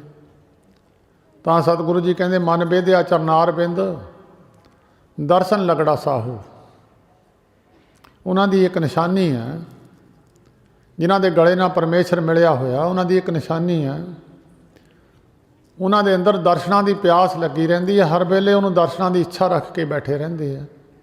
ਕੋਈ ਆਣ ਮਿਲਾਵੇ ਮੇਰਾ ਪ੍ਰੀਤਮ ਪਿਆਰਾ ਹੋਂ ਤਿਸ ਪੈ ਆਪ ਵਿਚਾਈ। ਕੋਈ ਮੈਨੂੰ ਮੇਰਾ ਪਰਮੇਸ਼ਰ ਨੂੰ ਮਿਲਾ ਦੇਵੇ, ਮੈਂ ਉਹਨੂੰ ਆਪਣਾ ਆਪ ਵੇਚ ਦੇਵਾਂ, ਉਹਨੂੰ ਮੈਂ ਹਰੇਕ ਕੀਮਤ ਤਾਰਨ ਨੂੰ ਬੈਠਾ, ਮੈਨੂੰ ਕੋਈ ਮਿਲਾਪ ਕਰਾ ਦੇਵੇ। ਮਨ ਬੇਧਿਆ ਚਰਨਾਰ ਬਿੰਦ, ਦਰਸ਼ਨ ਲਗੜਾ ਸਾਹੋ। ਹਰੇਕ ਸਾਹ ਦੇ ਨਾਲ ਪਰਮੇਸ਼ਰ ਦੇ ਦਰਸ਼ਨਾਂ ਦੀ ਇੱਛਾ ਰੱਖਦੇ ਆ, ਕੋਈ ਸਵਾਸ ਵਿਅਰਥਾ ਨਹੀਂ ਜਾਂਦਾ। ਗੁਰੂ ਗੋਬਿੰਦ ਸਿੰਘ ਸਾਹਿਬ ਜੀ ਮਹਾਰਾਜ ਤੇ ਗੁਰੂ ਨਾਨਕ ਸਾਹਿਬ ਜੀ ਦੀ ਜੋਤ ਸਮੇਂ ਸਮੇਂ ਅਨੁਸਾਰ ਸਰੀਰ ਬਦਲਦੇ ਰਹੇ, ਸਰੀਰਾਂ ਦੇ ਸਰੂਪ ਬਦਲਦੇ ਰਹੇ, ਅਤੇ ਉਹਦੇ ਅਨੁਸਾਰ ਕਾਰਜ ਵੀ ਬਦਲਦੇ ਰਹੇ। ਕਿਸੇ ਗੁਰੂ ਸਾਹਿਬ ਨੇ ਸੇਵਾ ਨੂੰ ਮੁੱਖ ਰੱਖਿਆ, ਕਿਸੇ ਨੇ ਨਾਮ ਨੂੰ ਮੁੱਖ ਰੱਖਿਆ, ਕਿਸੇ ਨੇ ਜ਼ੁਲਮ ਦੀ ਖਾਤਰ ਤਲਵਾਰ ਉਠਾਈ। ਵੱਖਰੇ ਵੱਖਰੇ ਢੰਗ ਤਰੀਕੇ ਨਾਲ ਸੰਸਾਰ ਦੇ ਲੋਕਾਂ ਨੂੰ ਉਪਦੇਸ਼ ਬਖਸ਼ਿਆ। ਸਾਹਿਬ ਗੁਰੂ ਗੋਬਿੰਦ ਸਿੰਘ ਸਾਹਿਬ ਜੀ ਮਹਾਰਾਜ 10ਵੇਂ ਗੁਰੂ, ਉਹਦੇ ਤੋਂ ਬਾਅਦ 11ਵੇਂ ਗੁਰੂ ਗੁਰੂ ਗ੍ਰੰਥ ਸਾਹਿਬ ਜੀ ਮਹਾਰਾਜ ਅਨੰਦਪੁਰ ਸਾਹਿਬ ਦੀ ਪਵਿੱਤਰ ਧਰਤੀ 'ਤੇ ਬੈਠੇ ਸਨ। ਦੀਵਾਨ ਸਜਿਆ ਹੋਇਆ ਸੀ, ਵਿੱਚ ਬਹੁਤ ਸਾਰੇ ਲੋਕ ਐਸੇ ਵੀ ਆ ਕੇ ਬੈਠਦੇ ਸਨ ਜਿਹੜੇ ਗੁਰੂ ਦੇ ਪ੍ਰੇਮ ਵਾਲੀਆਂ ਰੂਹਾਂ ਆਲੇ ਦੁਆਲੇ ਨਗਰਾਂ ਤੋਂ ਆ ਕੇ ਦੀਵਾਨ ਸੁਣਦੇ ਸਨ। ਕੁਛ ਬੰਦੇ ਐਸੇ ਵੀ ਆ ਕੇ ਬੈਠ ਜਾਂਦੇ ਸਨ ਜਿਹੜੇ ਕੇਵਲ ਤੇ ਕੇਵਲ ਦੇਖਣ ਵਾਸਤੇ ਹੀ ਆਉਂਦੇ ਆ, ਉੱਥੇ ਕੀ ਗੱਲ ਹੁੰਦੀ ਹੈ, ਕਿਹੜੀ ਗੱਲ ਕਰਦੇ ਆ, ਉਹਨਾਂ ਦਾ ਕੋਈ ਪ੍ਰੇਮ ਨਹੀਂ ਹੁੰਦਾ, ਕੇਵਲ ਦੇਖਣ ਪਰਖਣ ਹੀ ਜਾਂਦੇ ਆ। ਚਾਰ ਚਫੇਰੇ ਵਿਰੋਧ ਹੋਵੇ ਤੇ ਵਿਰੋਧ ਦੇ ਵਿੱਚ ਤਾਂ ਕੁਦਰਤੀ ਗੱਲ ਹੈ, ਵਿਰੋਧੀ ਆਦਮੀ ਆ ਕੇ ਬੈਠਦੇ ਆ ਵੀ ਉੱਥੇ ਕਰਦੇ ਕੀ ਆ। ਇਸੇ ਤਰ੍ਹਾਂ ਰਾਜੇ ਭੀਮ ਚੰਦ ਦਾ ਵਜ਼ੀਰ ਇੱਕ ਦੇਵੀ ਚੰਦ, ਉਹਨੂੰ ਪਹਾੜੀ ਰਾਜਿਆਂ ਨੇ ਸਲਾਹ ਕਰਕੇ ਭੇਜਿਆ ਸੀ ਵੀ ਤੂੰ ਸ਼ਰਧਾਲੂ ਬਣ ਕੇ ਚਲੇ ਜਾ, ਸ਼ਰਧਾਲੂ ਬਣ ਕੇ ਉੱਥੇ ਬੈਠਾ ਰਹੀਂ, ਸੇਵਾ ਵੀ ਕਰਦਾ ਰਹੀਂ, ਫਿਰ ਸਾਰਾ ਭੇਤ ਸਾਨੂੰ ਆ ਕੇ ਦੱਸੀ ਵੀ ਗੁਰੂ ਨੂੰ ਫੜੀਏ ਕਿੱਦਾਂ, ਇਹਦੀ ਕਮਜ਼ੋਰੀ ਕਿੱਥੇ ਹੈ। ਉਸ ਕਮਜ਼ੋਰੀ ਦੇ ਰਾਹੀਂ ਜਦੋਂ ਕੋਈ ਬੰਦਾ ਕਮਜ਼ੋਰੀ ਫੜਦਾ, ਕਿਸ ਰਸਤੇ ਅੰਦਰ ਵੜਿਆ ਜਾ ਸਕਦਾ, ਕਿਸ ਰਸਤੇ ਇਹਨੂੰ ਫੜਿਆ ਜਾ ਸਕਦਾ। ਉਹ ਬੈਠਿਆਂ ਬੈਠਿਆਂ ਕੁਦਰਤੀ ਗੱਲ ਹੈ, ਜਦੋਂ ਮਾੜਾ ਬੰਦਾ ਗੱਲ ਕਰਦਾ ਉਹਨੇ ਮਾੜੇ ਕਮਾਏ ਹੁੰਦੇ ਆ, ਦੂਜਿਆਂ 'ਤੇ ਅਸਰ ਕਰ ਜਾਂਦੇ ਆ। ਉਹ ਜਿਹੜਾ ਚੰਗਾ ਬੰਦਾ ਚੰਗੇ ਬਚਨ ਕਮਾਏ ਹੁੰਦੇ ਆ, ਨਾਮ ਕਮਾਇਆ ਹੁੰਦਾ, ਉਹਦਾ ਚੰਗੀ ਗੱਲ ਅਸਰ ਦੂਜਿਆਂ 'ਤੇ ਕਰ ਜਾਂਦੀ ਹੈ। ਅਤੇ ਜਿਹੜੇ ਮਾੜੇ ਬੰਦੇ ਚੰਗੀ ਗੱਲ ਕਰਨ ਉਹ ਤਾਂ ਨਹੀਂ ਅਸਰ ਕਰਦੀ, ਮਾੜੀ ਅਸਰ ਕਰ ਜਾਂਦੀ, ਕਿਉਂਕਿ ਉਹਨਾਂ ਦੀ ਕਮਾਈ ਹੋਈ ਹੈ। ਉਹ ਜਿਹੜੇ ਭਲੇ ਪੁਰਸ਼ ਹੈ ਉਹਨਾਂ ਦੀ ਭਲੀ ਗੱਲ ਉਹਨਾਂ ਨੇ ਕਮਾਈ ਹੁੰਦੀ ਹੈ, ਉਹ ਛੇਤੀ ਅਸਰ ਕਰ ਜਾਂਦੀ ਹੈ। ਜਿਨ੍ਹਾਂ ਦੀ ਕਮਾਈ ਨਹੀਂ ਹੁੰਦੀ, ਅਵਰ ਉਪਦੇਸੇ ਆਪ ਨਾ ਕਰੈ, ਆਪ ਤਜਾਬਤ ਜਨਮੈ ਮਰੈ। ਹੋਰਨਾਂ ਨੂੰ ਉਪਦੇਸ਼ ਕਰਨਾ ਅਤੇ ਆਪ ਕਮਾਉਣਾ ਨਹੀਂ, ਉਹਨੂੰ ਵੀ ਸਜ਼ਾ ਦੱਸੀ ਹੈ ਗੁਰੂ ਅਰਜਨ ਦੇਵ ਮਹਾਰਾਜ ਨੇ। ਗੁਰੂ ਉਪਦੇਸ਼ ਗੁਰੂ ਗੋਬਿੰਦ ਸਿੰਘ ਸਾਹਿਬ ਮਹਾਰਾਜ ਸਿੱਖਾਂ ਨੂੰ ਬਖਸ਼ਦੇ ਸੀ, ਉਹ ਦੂਜਿਆਂ 'ਤੇ ਅਸਰ ਕਰਨਾ ਸੁਭਾਵਿਕ ਗੱਲ ਸੀ। ਮਨੁੱਖ ਦਾ ਸੁਭਾਅ ਮੋੜ ਦੇਣਾ, ਅੰਦਰੋਂ ਸੁਭਾਅ ਹੀ ਮੁੜ ਜਾਣਾ, ਬਚਨ ਕਰਕੇ ਮੋੜ ਦੇਣਾ ਸੁਭਾਅ ਨੂੰ। ਕਿੱਡੇ ਤੇ ਕਿੱਡਾ ਕਠੋਰ ਬੰਦਾ ਵੀ ਹੋਵੇ ਉਹਨੂੰ ਮੋੜ ਦੇਣਾ। ਹਰ ਰੋਜ਼ ਬਚਨ ਕਰਦਿਆਂ ਕਰਦਿਆਂ ਗੁਰੂ ਗੋਬਿੰਦ ਸਿੰਘ ਸਾਹਿਬ ਜੀ ਦੇ ਬਚਨ ਸੁਣਦਿਆਂ ਉਹ ਜਿਹੜਾ ਆ ਕੇ ਬੈਠਾ ਸੀ ਦੇਖਣ ਗੁਰੂ ਨੂੰ ਕਿੱਦਾਂ ਫੜਿਆ ਜਾਵੇ, ਉਹਨੂੰ ਅਸਲੀ ਸੋਝੀ ਆ ਗਈ ਗੁਰੂ ਨੂੰ ਫੜਾਂਗੇ ਕਿੱਦਾਂ, ਇਸ ਨੂੰ ਕਿੱਦਾਂ ਫੜਿਆ ਜਾਵੇ। ਅਖੀਰ ਸਿੱਟੇ ਤੇ ਗੱਲ ਹੈ ਕਿ ਗੁਰੂ ਨੂੰ ਜੇ ਭਗਤਾਂ ਨੇ ਫੜਿਆ ਪ੍ਰੇਮ ਕਰਕੇ ਫੜਿਆ, ਪ੍ਰੇਮ ਤੋਂ ਬਿਨਾਂ ਗੁਰੂ ਫੜਿਆ ਨਹੀਂ ਗਿਆ। ਸਾਚ ਕਹੂੰ ਸੁਣ ਲਿਓ ਸਭੇ ਜਨ ਪ੍ਰੇਮ ਕੀਓ ਤਿਨ ਹੀ ਪ੍ਰਭ ਪਾਇਓ। ਜੇ ਪਰਮੇਸ਼ਰ ਬਸ ਵਿੱਚ ਆਇਆ ਤੇ ਪ੍ਰੇਮ ਕਰਕੇ ਆਇਆ, ਜ਼ਬਰਦਸਤੀ ਮਨ ਹਟ ਕੇ ਨੇ ਨਾ ਪਾਇਓ, ਸਭ ਥੱਕੇ ਕਰਮ ਕਮਾਏ। ਬੜੇ ਬੜੇ ਲੋਕਾਂ ਨੇ ਹੱਠ ਕਰਕੇ ਕੋਸ਼ਿਸ਼ ਕੀਤੀ ਪਰ ਨਹੀਂ ਪਰਮੇਸ਼ਰ ਮਿਲਿਆ। ਜਿਨ੍ਹਾਂ ਨੇ ਪ੍ਰੇਮ ਕੀਤਾ ਉਹਨਾਂ ਦੇ ਛੇਤੀ ਮਿਲ ਗਿਆ। ਉਹਨੂੰ ਸੋਝੀ ਆ ਗਈ ਜਿਹੜਾ ਪ੍ਰੇਮ ਕਰੂਗਾ ਛੇਤੀ ਗੁਰੂ ਦੇ ਨੇੜੇ ਪਹੁੰਚ ਜਾਊਗਾ। ਉਹਦਾ ਗੁਰੂ ਨਾਲ ਪ੍ਰੇਮ ਹੋਇਆ, ਪ੍ਰੇਮ ਹੁੰਦਿਆਂ ਉਹਨੇ ਆਪਣੇ ਅਸਲੀ ਗੱਲ ਮਨ ਦੀ ਕੱਢ ਦਿੱਤੀ। ਸਾਹਿਬ ਗੁਰੂ ਗੋਬਿੰਦ ਸਿੰਘ ਸਾਹਿਬ ਮਹਾਰਾਜ ਦੇ ਚਰਨਾਂ 'ਤੇ ਮੱਥਾ ਰੱਖ ਕੇ ਉੱਚੀ ਉੱਚੀ ਬੋਭਾ ਮਾਰ ਕੇ ਰੋਇਆ। ਅਸਲੀ ਗੱਲ ਦੱਸੀ, ਮਹਾਰਾਜ ਮੈਂ ਇਸ ਕੰਮ ਨੂੰ ਆਇਆ ਸੀ, ਮੈਨੂੰ ਰਾਜਿਆਂ ਨੇ ਭੇਜਿਆ ਸੀ ਵੀ ਜਾ ਕੇ ਦੇਖ ਕੇ ਆ ਗੁਰੂ ਨੂੰ ਫੜੀਏ ਕਿੱਦਾਂ। ਮੈਨੂੰ ਮਹਾਰਾਜ ਸੱਚੇ ਪਾਤਸ਼ਾਹ ਮੈਨੂੰ ਪਤਾ ਲੱਗ ਗਿਆ ਤੁਸੀਂ ਕਿੱਦਾਂ ਬੱਸ ਵਿੱਚ ਆਉਂਦੇ ਹੋ, ਪਰ ਮੈਂ ਹੁਣ ਜਾਣਾ ਨਹੀਂ ਚਾਹੁੰਦਾ, ਮੇਰੀ ਇੱਛਾ ਤੁਹਾਡੇ ਕੋਲ ਰਹਿਣ ਦੀ ਹੈ। ਸਾਹਿਬ ਗੁਰੂ ਗੋਬਿੰਦ ਸਿੰਘ ਸਾਹਿਬ ਮਹਾਰਾਜ ਕਹਿਣ ਨਹੀਂ ਕੋਈ ਗੱਲ ਨਹੀਂ, ਤੂੰ ਇੱਕ ਵਾਰ ਜਾਇਆ ਫਿਰ ਵਾਪਸ ਆ ਜੀ। ਗੁਰੂ ਗੋਬਿੰਦ ਸਿੰਘ ਸਾਹਿਬ ਦਾ ਬਚਨ ਮੰਨ ਕੇ, ਉਹਦਾ ਨਾਮ ਸੀ ਦੇਵੀ ਚੰਦ, ਰਾਜੇ ਭੀਮ ਚੰਦ ਦੇ ਪਿਤਾ ਦਾ ਵਜ਼ੀਰ ਸੀ ਇਹ। ਵਡੇਰੀ ਉਮਰ ਸੀ, ਪਿਤਾ ਦੇ ਬਾਅਦ ਫਿਰ ਰਾਜਾ ਭੀਮ ਚੰਦ ਰਾਜਾ ਬਣ ਗਿਆ ਤੇ ਫਿਰ ਉਹਦਾ ਵਜ਼ੀਰ ਬਣ ਗਿਆ। ਸਿਆਣਾ ਕਰਕੇ ਰਾਜੇ ਭੀਮ ਚੰਦ ਨੇ ਇਹਨੂੰ ਭੇਜਿਆ ਸੀ। ਉਹਨੇ ਜਾ ਕੇ ਰਾਜਿਆਂ ਦੀ ਸਭਾ ਇਕੱਠੀ ਕੀਤੀ, ਆਲੇ ਦੁਆਲੇ ਜਿੰਨੇ ਰਾਜੇ ਪਹਾੜੀ ਸਨ ਇਕੱਠੇ ਕੀਤੇ। ਇਕੱਠੇ ਕਰਕੇ ਰਾਜੇ ਭੀਮ ਚੰਦ ਨੇ ਕਿਹਾ ਵੀ ਅੱਜ ਮੇਰਾ CID ਲੈਣ ਵਾਲਾ ਸੋਹੀਆ ਜਿਹੜਾ ਮੈਂ ਭੇਜਿਆ ਸੀ ਉਹਨੇ ਅੱਜ ਆ ਕੇ ਸਾਰੀ ਖਬਰ ਦੇਣੀ ਹੈ। ਰਾਜੇ ਇਕੱਠੇ ਹੋਏ ਤੇ ਪੁੱਛਿਆ ਦੇਵੀ ਚੰਦ ਨੂੰ, ਉਹਨੇ ਕਿਹਾ ਵੀ ਗੱਲ ਇੱਦਾਂ ਹੈ, ਜੇ ਤੁਸੀਂ ਗੁਰੂ ਨੂੰ ਫੜਨਾ ਹੋਵੇ ਤੁਸੀਂ ਤਾਂ ਸਾਰੇ ਫੌਜਾਂ ਇਕੱਠੀਆਂ ਕਰਕੇ ਔਰੰਗਜ਼ੇਬ ਦੀ ਫੌਜ ਵੀ ਲਿਆਓ ਤਾਂ ਗੁਰੂ ਨੂੰ ਫੜ ਨਹੀਂ ਸਕਦਾ, ਦੁਨੀਆ ਦੇ ਵਿੱਚ ਨਹੀਂ ਕੋਈ ਫੜ ਸਕਦਾ। ਉਹਨੂੰ ਜੇ ਫੜਨਾ ਹੋਵੇ ਤਾਂ ਫਿਰ ਪ੍ਰੇਮ ਕਰਕੇ ਤਾਂ ਜਿੱਦਾਂ ਮਰਜ਼ੀ ਤੁਸੀਂ ਫੜ ਲਓ, ਪਰ ਜ਼ਬਰਦਸਤੀ ਗੁਰੂ ਨੂੰ ਨਹੀਂ ਫੜ ਸਕਦੇ। ਇਹ ਬਚਨ ਕਰਦਿਆਂ ਕਰਦਿਆਂ ਰਾਜਾ ਭੀਮ ਚੰਦ ਉਸ ਵੇਲੇ ਤਾਂ ਬੋਲਿਆ ਨਾ, ਰਾਜੇ ਉੱਠ ਕੇ ਚਲੇ ਗਏ। ਉਹ ਤੋਂ ਬਾਅਦ ਰਾਜੇ ਭੀਮ ਚੰਦ ਨੂੰ ਗੁੱਸਾ ਚੜ੍ਹਿਆ, ਕ੍ਰੋਧ ਚੜ੍ਹਿਆ। ਇਹ ਤਿੰਨ ਹੱਠ ਮਾੜੇ ਆ, ਰਾਜੇ ਦਾ ਹੱਠ, ਇਸਤਰੀ ਦਾ ਹੱਠ ਤੇ ਬੱਚੇ ਦਾ ਹੱਠ ਸ਼ਾਸਤਰਾਂ ਨੇ ਮੰਨੇ ਆ। ਇਹ ਤਿੰਨ ਹੱਠ ਬਹੁਤ ਖਤਰਨਾਕ ਗਿਣੇ ਗਏ ਆ। ਤੇ ਰਾਜੇ ਨੇ ਉਹਨੂੰ ਸਜ਼ਾ ਦੇ ਦਿੱਤੀ, ਕਹਿੰਦਾ ਇਹਨੂੰ ਪਤਾ ਲੱਗੇ ਜਿਹੜੀਆਂ ਅੱਖਾਂ ਨਾਲ ਗੁਰੂ ਦੇ ਦਰਸ਼ਨ ਕਰਦਾ ਰਿਹਾ ਉਹਨਾਂ ਅੱਖਾਂ ਵਿੱਚ 3-3 ਇੰਚ ਲੰਬੇ ਕਿੱਲ ਅੱਗ ਨਾਲ ਲਾਲ ਕਰਕੇ ਇਹਦੀਆਂ ਅੱਖਾਂ 'ਚ ਖੋਭ ਦਿਓ, ਇਹਨੂੰ ਸਜ਼ਾ ਦਿਓ। ਜਲਾਦਾਂ ਨੇ ਬੰਨ੍ਹ ਲਿਆ ਜਾ ਕੇ ਪਹਾੜੀ 'ਤੇ, ਕਿੱਲ ਵੀ ਲਾਲ ਕਰ ਲਏ ਤੇ ਖੋਭਣ ਵਾਸਤੇ ਜਲਾਦਾਂ ਨੇ ਤਿਆਰੀ ਕੀਤੀ ਆ।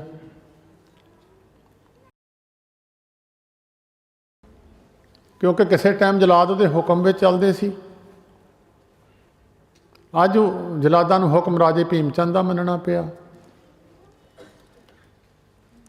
ਉਹਨੇ ਜਦੋਂ ਬੇਨਤੀ ਕੀਤੀ ਭੀਮ ਚੰਦ ਤੋਂ ਮਾਫੀ ਮੰਗ ਲਾ, ਤੈਨੂੰ ਛੱਡ ਦੂਗਾ। ਸਾਡਾ ਮਨ ਮੰਨਦਾ ਨਹੀਂ, ਤੇਰੀਆਂ ਅੱਖਾਂ 'ਚ ਕਿੱਲ ਲਾ ਦਈਏ, ਤੂੰ ਸਾਡਾ ਅਸੀਂ ਕਿਸੇ ਟਾਈਮ ਤੇਰਾ ਹੁਕਮ ਮੰਨਦੇ ਸੀ। ਜਿਨ ਨਿਰਭਉ ਜਿਨ ਹਰ ਨਿਰਭਉ ਧਿਆਇਆ ਜੀ ਤਿਨਕਾ ਭਉ ਸਭ ਗਵਾਸੀ। ਨਿਰਭਉ ਜਪੇ ਸਗਲ ਭਉ ਮਿਟੇ ਪ੍ਰਭ ਕਿਰਪਾ ਤੇ ਪ੍ਰਾਣੀ ਛੁੱਟੇ। ਜਿਨ੍ਹਾਂ ਨੇ ਨਿਰਭਉ ਪਰਮੇਸ਼ਰ ਨਿਰੰਕਾਰ ਨੂੰ ਜਪਿਆ ਉਹਨਾਂ ਦੇ ਸਾਰੇ ਭੈ ਖਤਮ ਹੋ ਜਾਂਦੇ ਆ। ਉਹ ਕਹਿੰਦਾ ਭਾਈ ਮੇਰਾ ਇਹ ਕੁਛ ਨਹੀਂ ਵਿਗਾੜ ਸਕਦਾ। ਜਾਮ ਗੁਰੂ ਹੋਏ ਬਲ ਲੱਖ ਬਾਹੇ ਕਿਆ ਕੀਜੈ।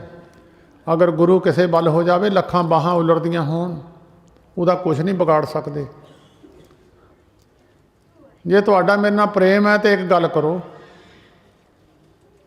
ਵੀ ਮੈਨੂੰ 5-7 ਮਿੰਟ ਦਿਓਗੇ ਤੁਸੀਂ। ਉਹ ਕਹਿਣਗੇ ਠੀਕ ਹੈ, ਮੈਨੂੰ ਤੁਸੀਂ 5-7 ਮਿੰਟ ਦੇ ਦਿਓ, ਉਹਦੇ ਤੋਂ ਬਾਅਦ ਮੈਂ ਤੁਹਾਨੂੰ ਇਸ਼ਾਰਾ ਕਰ ਦੂੰਗਾ, ਤੁਸੀਂ ਕਿੱਲ ਚੱਕ ਕੇ ਮੇਰੀਆਂ ਅੱਖਾਂ 'ਚ ਖੋਭ ਦਿਓ। ਜਲਾਦ ਮੰਨ ਗਏ ਤੇ ਦੇਵੀ ਚੰਦ ਨੇ ਬੈਠ ਕੇ ਇਕਾਗਰ ਹੋ ਕੇ ਸਾਹਿਬ ਗੁਰੂ ਗੋਬਿੰਦ ਸਿੰਘ ਸਾਹਿਬ ਦੇ ਚਰਨਾਂ ਦਾ ਧਿਆਨ ਧਰਿਆ। इशारा कर दिता, जलादा ने किल खोप दिते, वो किल खोप के चले गए। देवी चंद जी का सुता उठिया हुंदा सुपने की मांगर, अखां ते हथ फेरिया, कुछ नहीं है। बड़ा हैरान होया, वरतिया सब कुछ सच है, पर गुरु गोबिंद सिंह महाराज तेरियां तू जाने। उत्थों उठिया, फिर राज बल नूं नहीं गया। राजे भीम चंद का हुक्म सी कि इहदी लाश सवेर नूं चक के लिया के शाही दरवाजे ते टंगनी है, लोगों को पता लगे कि राजे भीम चंद का विरोध किया सी, इहने इहनूं सज़ा दिती है। वो सीधा आनंदपुर साहब की धरती पहुँचिया, साहब गुरु गोबिंद सिंह साहब महाराज दे जिथे उन्हों का आसन सी सामने चलिया गया। पहरा लग्या होया, पहरेदार नूं बेनती की, मैं गुरु गोबिंद सिंह साहब जी नूं दर्शन करने हैं। वो कहन लगे भी नहीं, तू अंदर नहीं जा सकता। कहन लगा क्यों? कहन लगे गुरु गोबिंद सिंह साहब महाराज की सेहत नहीं चंगी। वो कहन लग्या कल तो मैं हले इत्थों गया, 2 दिन होए मैनू इत्थों गए नूं, उदों तो चंगे भले सी। कहंदा बई पता नहीं है। सेवादार कहंदा मैनू भी पता नहीं, मैं सुनी सुनाई गल है, मैं तो अंदरों जिहड़े सेवादार आए उन्हां तों गल सुनी आ। साहब गुरु गोबिंद सिंह साहब महाराज लम्मे पए सी ते उन्हां दे पैरां चों लहू चलण लग गया, ते उन्हें मैनू दस्सिया भी पैरां ते पट्टियां बन्नियां होईयां ते गुरु गोबिंद सिंह साहब महाराज मंजे ते लम्मे पए। अंदरों आवाज़ सुन के साहब गुरु गोबिंद सिंह साहब महाराज ने आवाज़ मारी, कौन है? कहते महाराज देवी चंद है, राजे भीम चंद का वजीर। कहते अंदर भेज दे। देवी चंद अंदर चलिया गया, पट्टियां बनिया हुई तो बिचों लहू सिमदा, पट्टियां लिबड़ियां हुई लहू के नाल। उन्हें पूछया महाराज आप जी के पैरों में कोई तकलीफ, कोई नंगे पैरी तुरे, की लग्या? साहब कहन लगे देवी चंदा छड्ड, तू लगने की गल छड्ड, तू कल की गल सुना, तेरे नाल किद्दां बीती? उन्हें फिर सारी गल सुनाई। कहंदा महाराज मैनू पता नहीं लग्या, पर मैनू सज़ा उन्होंने दिती भी 3-3 इंच लंबे ये अखां च लाल करके किल अखां च ठोक दिओ। कहंदा महाराज ये किल तो उन्होंने ठोक दिते, पर मैनू पता नहीं लग्या, मैं जिद्दां सुपने मांगर उठिया होऊंगा, ना मैनू किलों का पता लग्या, ना मैनू कुछ जिद्दां सुपने मांगर कोई तकलीफ नहीं हुई। साहब गुरु गोबिंद सिंह साहब महाराज ने सराणे थले हथ मारिया, 2 किल कढ़ के देवी चंद नूं दिखाल के कहंदे ऐ तां नहीं सी। देवी चंद हैरान हो गया, पैरों थले मिट्टी निकल गई, किल तो उही है, ये किल इत्थे किदां पहुँच गए? ये किल उही है जिस उस पहाड़ी ते मेरियां अखां विच खोबे सी। बहुत हैरान होया। साहब गुरु गोबिंद सिंह साहब महाराज नूं पुछण लग्या महाराज ये किल महाराज इत्थे किदां पहुँच गए? साहब कहण लगे देवी चंदा तू साडा बड़ा भला कर दिता, जदों तेरियां अखां च किल चोबे आ ते ध्यान धरिया सी साडे चरनां दा, वो किल तेरियां अखां च नहीं लगे, साडियां पैरां च लग गए। जे तू किते साडियां अखां दा ध्यान धर लैंदा वो किल साडियां अखां चुभ जाने सी। तू साडा बड़ा भला कीता। इहनूं कहंदे मन वेधया चरनार बिंद। गुरु के चरणों में मुख रख के, गुरु के चरणों च आसरा लैके इहो जिहा सिख एक भाई गोंदा भी होया, 7वें पातशाह जी गुरु हरराय साहब जी का महाराज का सिख, जिन्हें गुरु हरराय साहब महाराज के चरण फड़ लए सी काबल विच, उत्थे बैठे ने चरण फड़ लए, साहब उठे नहीं सारी दिहाड़ी। सेवादार ने कहा महाराज प्रसादा बरताइए जी, कहंदे नहीं पाई। 3 बज गए शाम के, दीवान नहीं समाप्ति भी हो गई। तो जदों 3 बजे तो बाद 4 बजे जाके सिख ने चरण छड्डे, तो साहब कहने हुण प्रसादे की घंटी बजाओ। पूछया महाराज अज देर कर दी प्रसादे नूं? कहंदे भाई एक सिख साडे चरण नहीं छड्डदा सी, काबल विच भाई गोंदा साडे चरणां नूं फड़ के बैठा सी। जदों भाई गोंदा आया तो उन्होंने पूछया, फिर उन्हें दस्सिया गुरु के चरणां नूं एकागर होकर फड़ लेना। इहनूं कहंदे मन वेधया, जिन्हां ने गुरु के चरणां नाल अपना मन विझ गया, जिन्हां दा बज गया। चरनार बिंद दर्शन लगड़ा साहो, ओट गोबिंद गोपाल राय सेवा स्वामी लाहो। ਉਹਨਾਂ ਨੇ ਫਿਰ ਇਹੀ ਲਾਹਾ ਸਮਝਿਆ ਜਿਨ੍ਹਾਂ ਨੂੰ ਇਹ ਅਵਸਥਾ ਮਿਲ ਗਈ, ਪਰਮੇਸ਼ਰ ਦੇ ਓਟ ਤੋਂ ਬਿਨਾਂ ਦੂਸਰੀ ਓਟ ਤੱਕੀ ਨਹੀਂ। ਦਰਸ਼ਨਾਂ ਦੀ ਇੱਛਾ ਹਰ ਵੇਲੇ ਮਨ ਦੇ ਅੰਦਰ ਬਣ ਗਈ, ਸੰਸਾਰਕ ਪਦਾਰਥਾਂ ਦੀ ਇੱਛਾ ਖਤਮ ਹੋ ਗਈ, ਕੁਛ ਨਹੀਂ ਚਾਹੀਦਾ, ਕੋਈ ਵਸਤੂ ਚਾਹੀਦੀ ਨਹੀਂ। ਜਦੋਂ ਮਹਾਂ ਸਿੰਘ ਨੂੰ ਪਤਾ ਲੱਗ ਗਿਆ ਅਸਲ ਗੱਲ ਦਾ, ਗੁਰੂ ਗੋਬਿੰਦ ਸਿੰਘ ਸਾਹਿਬ ਮਹਾਰਾਜ 3 ਲੋਕ ਦਾ ਰਾਜ ਵੀ ਦੇ ਰਹੇ, ਕਹਿੰਦਾ ਮਹਾਰਾਜ ਲੈਣਾ ਹੀ ਕੁਛ ਨਹੀਂ ਜੀ, ਪਤਾ ਲੱਗ ਗਿਆ ਕੋਈ ਕਿਸੇ ਵਸਤੂ ਦੀ ਇੱਛਾ ਨਹੀਂ ਜੀ ਹੈ, ਬਸ ਇੱਕੋ ਹੀ ਇੱਛਾ ਮਹਾਰਾਜ ਜਿਹੜਾ ਤੁਹਾਡੇ ਨਾਲ ਬਦਾਵਾ ਦੇ ਬੈਠੇ ਹੋ ਪਾੜ ਦਿਓ ਜੀ। ਫਿਰ ਇੱਕੋ ਹੀ ਸਿੱਖ ਦੀ ਇੱਛਾ ਰਹਿ ਜਾਂਦੀ ਹੈ, ਜਦ ਇੱਥੇ ਅਵਸਥਾ ਪਹੁੰਚ ਜਾਂਦੀ ਫਿਰ ਕਹਿੰਦਾ ਓਟ ਗੋਬਿੰਦ ਗੋਪਾਲ ਰਾਏ, ਮਹਾਰਾਜ ਤੁਹਾਡੇ ਚਰਨਾਂ ਤੋਂ ਬਿਨਾਂ ਹੋਰ ਕੋਈ ਓਟ ਆਸਰਾ ਹੈ ਹੀ ਨਹੀਂ ਹੈ। ਸੇਵਾ ਸੁਆਮੀ ਲਾਹੋ, ਸੇਵਾ ਕਰਕੇ ਸਾਰਾ ਜੀਵਨ ਗੁਜ਼ਾਰ ਦੇਣਾ। ਇੱਥੇ ਬਹੁਤ ਸਾਰੇ ਮਹਾਂਪੁਰਸ਼ ਆਪਣੀਆਂ ਸਵਾਸਾਂ ਤੱਕ ਜੀਵਨ ਲਾ ਗਏ, ਜਿਨ੍ਹਾਂ ਦੀ ਅਵਸਥਾ ਉੱਥੇ ਤੱਕ ਪਹੁੰਚੀ ਹੋਈ ਸੀ। ਸੰਤ ਬਾਬਾ ਬਹਾਲ ਸਿੰਘ ਜੀ ਰਾਤ ਦੀ 12 ਤੋਂ 2 ਰੌਲ ਸਾਰੀ ਜ਼ਿੰਦਗੀ ਲਾਈ ਉਹਨਾਂ ਨੇ ਮੂਲ ਮੰਤਰ ਦੀ, ਅਖੀਰ ਤੱਕ ਸਵਾਸਾਂ ਤੱਕ ਉੱਪਰ ਜਾ ਕੇ ਸਰੀਰ ਡਿੱਗ ਗਿਆ, ਜਿੱਥੇ ਰੌਲ ਲਾਉਂਦੇ ਮੂਲ ਮੰਤਰ ਦੀ ਉੱਥੇ ਜਾ ਕੇ ਸਰੀਰ ਡਿੱਗ ਪਿਆ, ਡਿੱਗਿਆ ਸਰੀਰ, ਫਿਰ ਰੌਲ ਛੱਡੀ ਹੈ, ਨਹੀਂ ਤੇ ਅਖੀਰ ਸਵਾਸਾਂ ਤੱਕ ਸੇਵਾ ਸੁਆਮੀ ਲਾਹੋ। ਇਹ ਲਾਹਾ ਖਟਿਆ ਸੇਵਾ ਪਰਮੇਸ਼ਰ ਦੇ ਚਰਨਾਂ ਦੀ ਸੇਵਾ ਕਰਕੇ, ਉਹਨੂੰ ਹੀ ਲਾਹਾ ਸਮਝਿਆ। ਬਾਕੀ ਸੰਸਾਰ ਦੇ ਪਦਾਰਥ ਅਵਰ ਕਾਜ ਤੇਰੇ ਕਿਤੇ ਨਾ ਕਾਮ, ਮਿਲ ਸਾਧ ਸੰਗਤ ਭਜ ਕੇਵਲ ਨਾਮ। ਇਹ ਅਵਸਥਾ ਵਾਲੇ ਪੁਰਖਾਂ ਨੂੰ ਇਹ ਗੱਲ ਮਿਲਦੀ ਹੈ ਕਿ ਮੇਰੇ ਸਵਾਸ ਸੇਵਾ ਵਿੱਚ ਬਤੀਤ ਹੋ ਜਾਣ, ਉਸ ਪਰਮੇਸ਼ਰ ਦਾ ਓਟ ਆਸਰਾ ਮੈਨੂੰ ਮਿਲ ਜਾਵੇ। ਉਹਨਾਂ ਨੇ ਓਟ ਆਸਰਾ ਦਿੱਤਾ, ਤਾਂ ਹੀ ਦੇਵੀ ਚੰਦ ਦੀਆਂ ਅੱਖਾਂ 'ਚ ਕਿੱਲ ਨਹੀਂ ਖੁੱਭੇ, ਜਾਂ ਦੇਵੀ ਚੰਦ ਅੰਨਾ ਹੋ ਜਾਣਾ ਸੀ। ਓਟ ਗੋਬਿੰਦ ਗੋਪਾਲ ਰਾਏ ਸੇਵਾ ਸੁਆਮੀ ਲਾਹੋ, ਵਿਖਿਆ ਪੋਹੇ ਨਾ ਸਕੀ ਮਿਲ ਸਾਧੂ ਗੁਣ ਗਾਹੋ।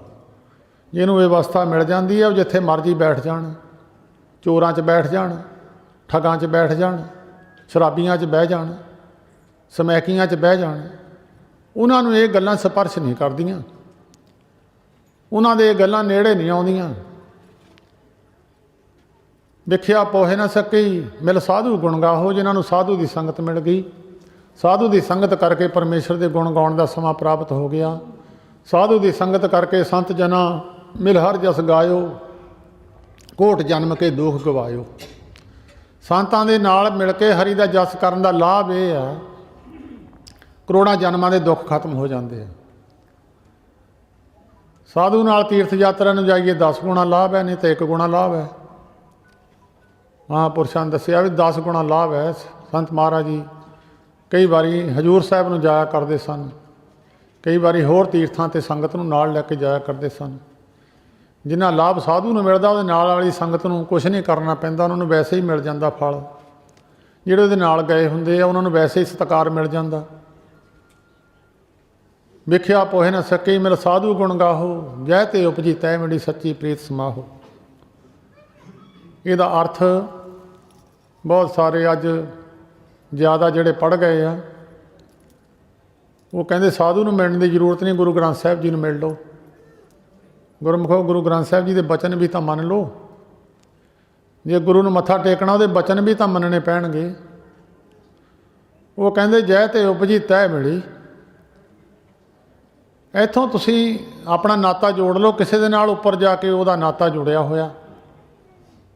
ਜਿਨ੍ਹਾਂ ਦੀ ਦਰਗਾਹ ਵਿੱਚ ਚੱਲਦੀ ਹੈ ਉਹਨਾਂ ਨਾਲ ਨਾਤਾ ਜੋੜ ਲਓ, ਉੱਥੇ ਜਾ ਕੇ ਤੁਹਾਨੂੰ ਕੋਈ ਔਖੀ ਨਹੀਂ ਹੁੰਦੀ। ਕਈ ਵਾਰੀ ਕਿਸੇ ਨੇ ਪ੍ਰਧਾਨ ਮੰਤਰੀ ਨੂੰ ਮਿਲਣਾ ਹੁੰਦਾ ਤੇ ਇੱਥੋਂ ਕਿਸੇ ਨੂੰ ਮਿਲਦੇ ਆ ਤੇ ਉਹ ਜਾ ਕੇ ਮਿਲਾਉਂਦਾ।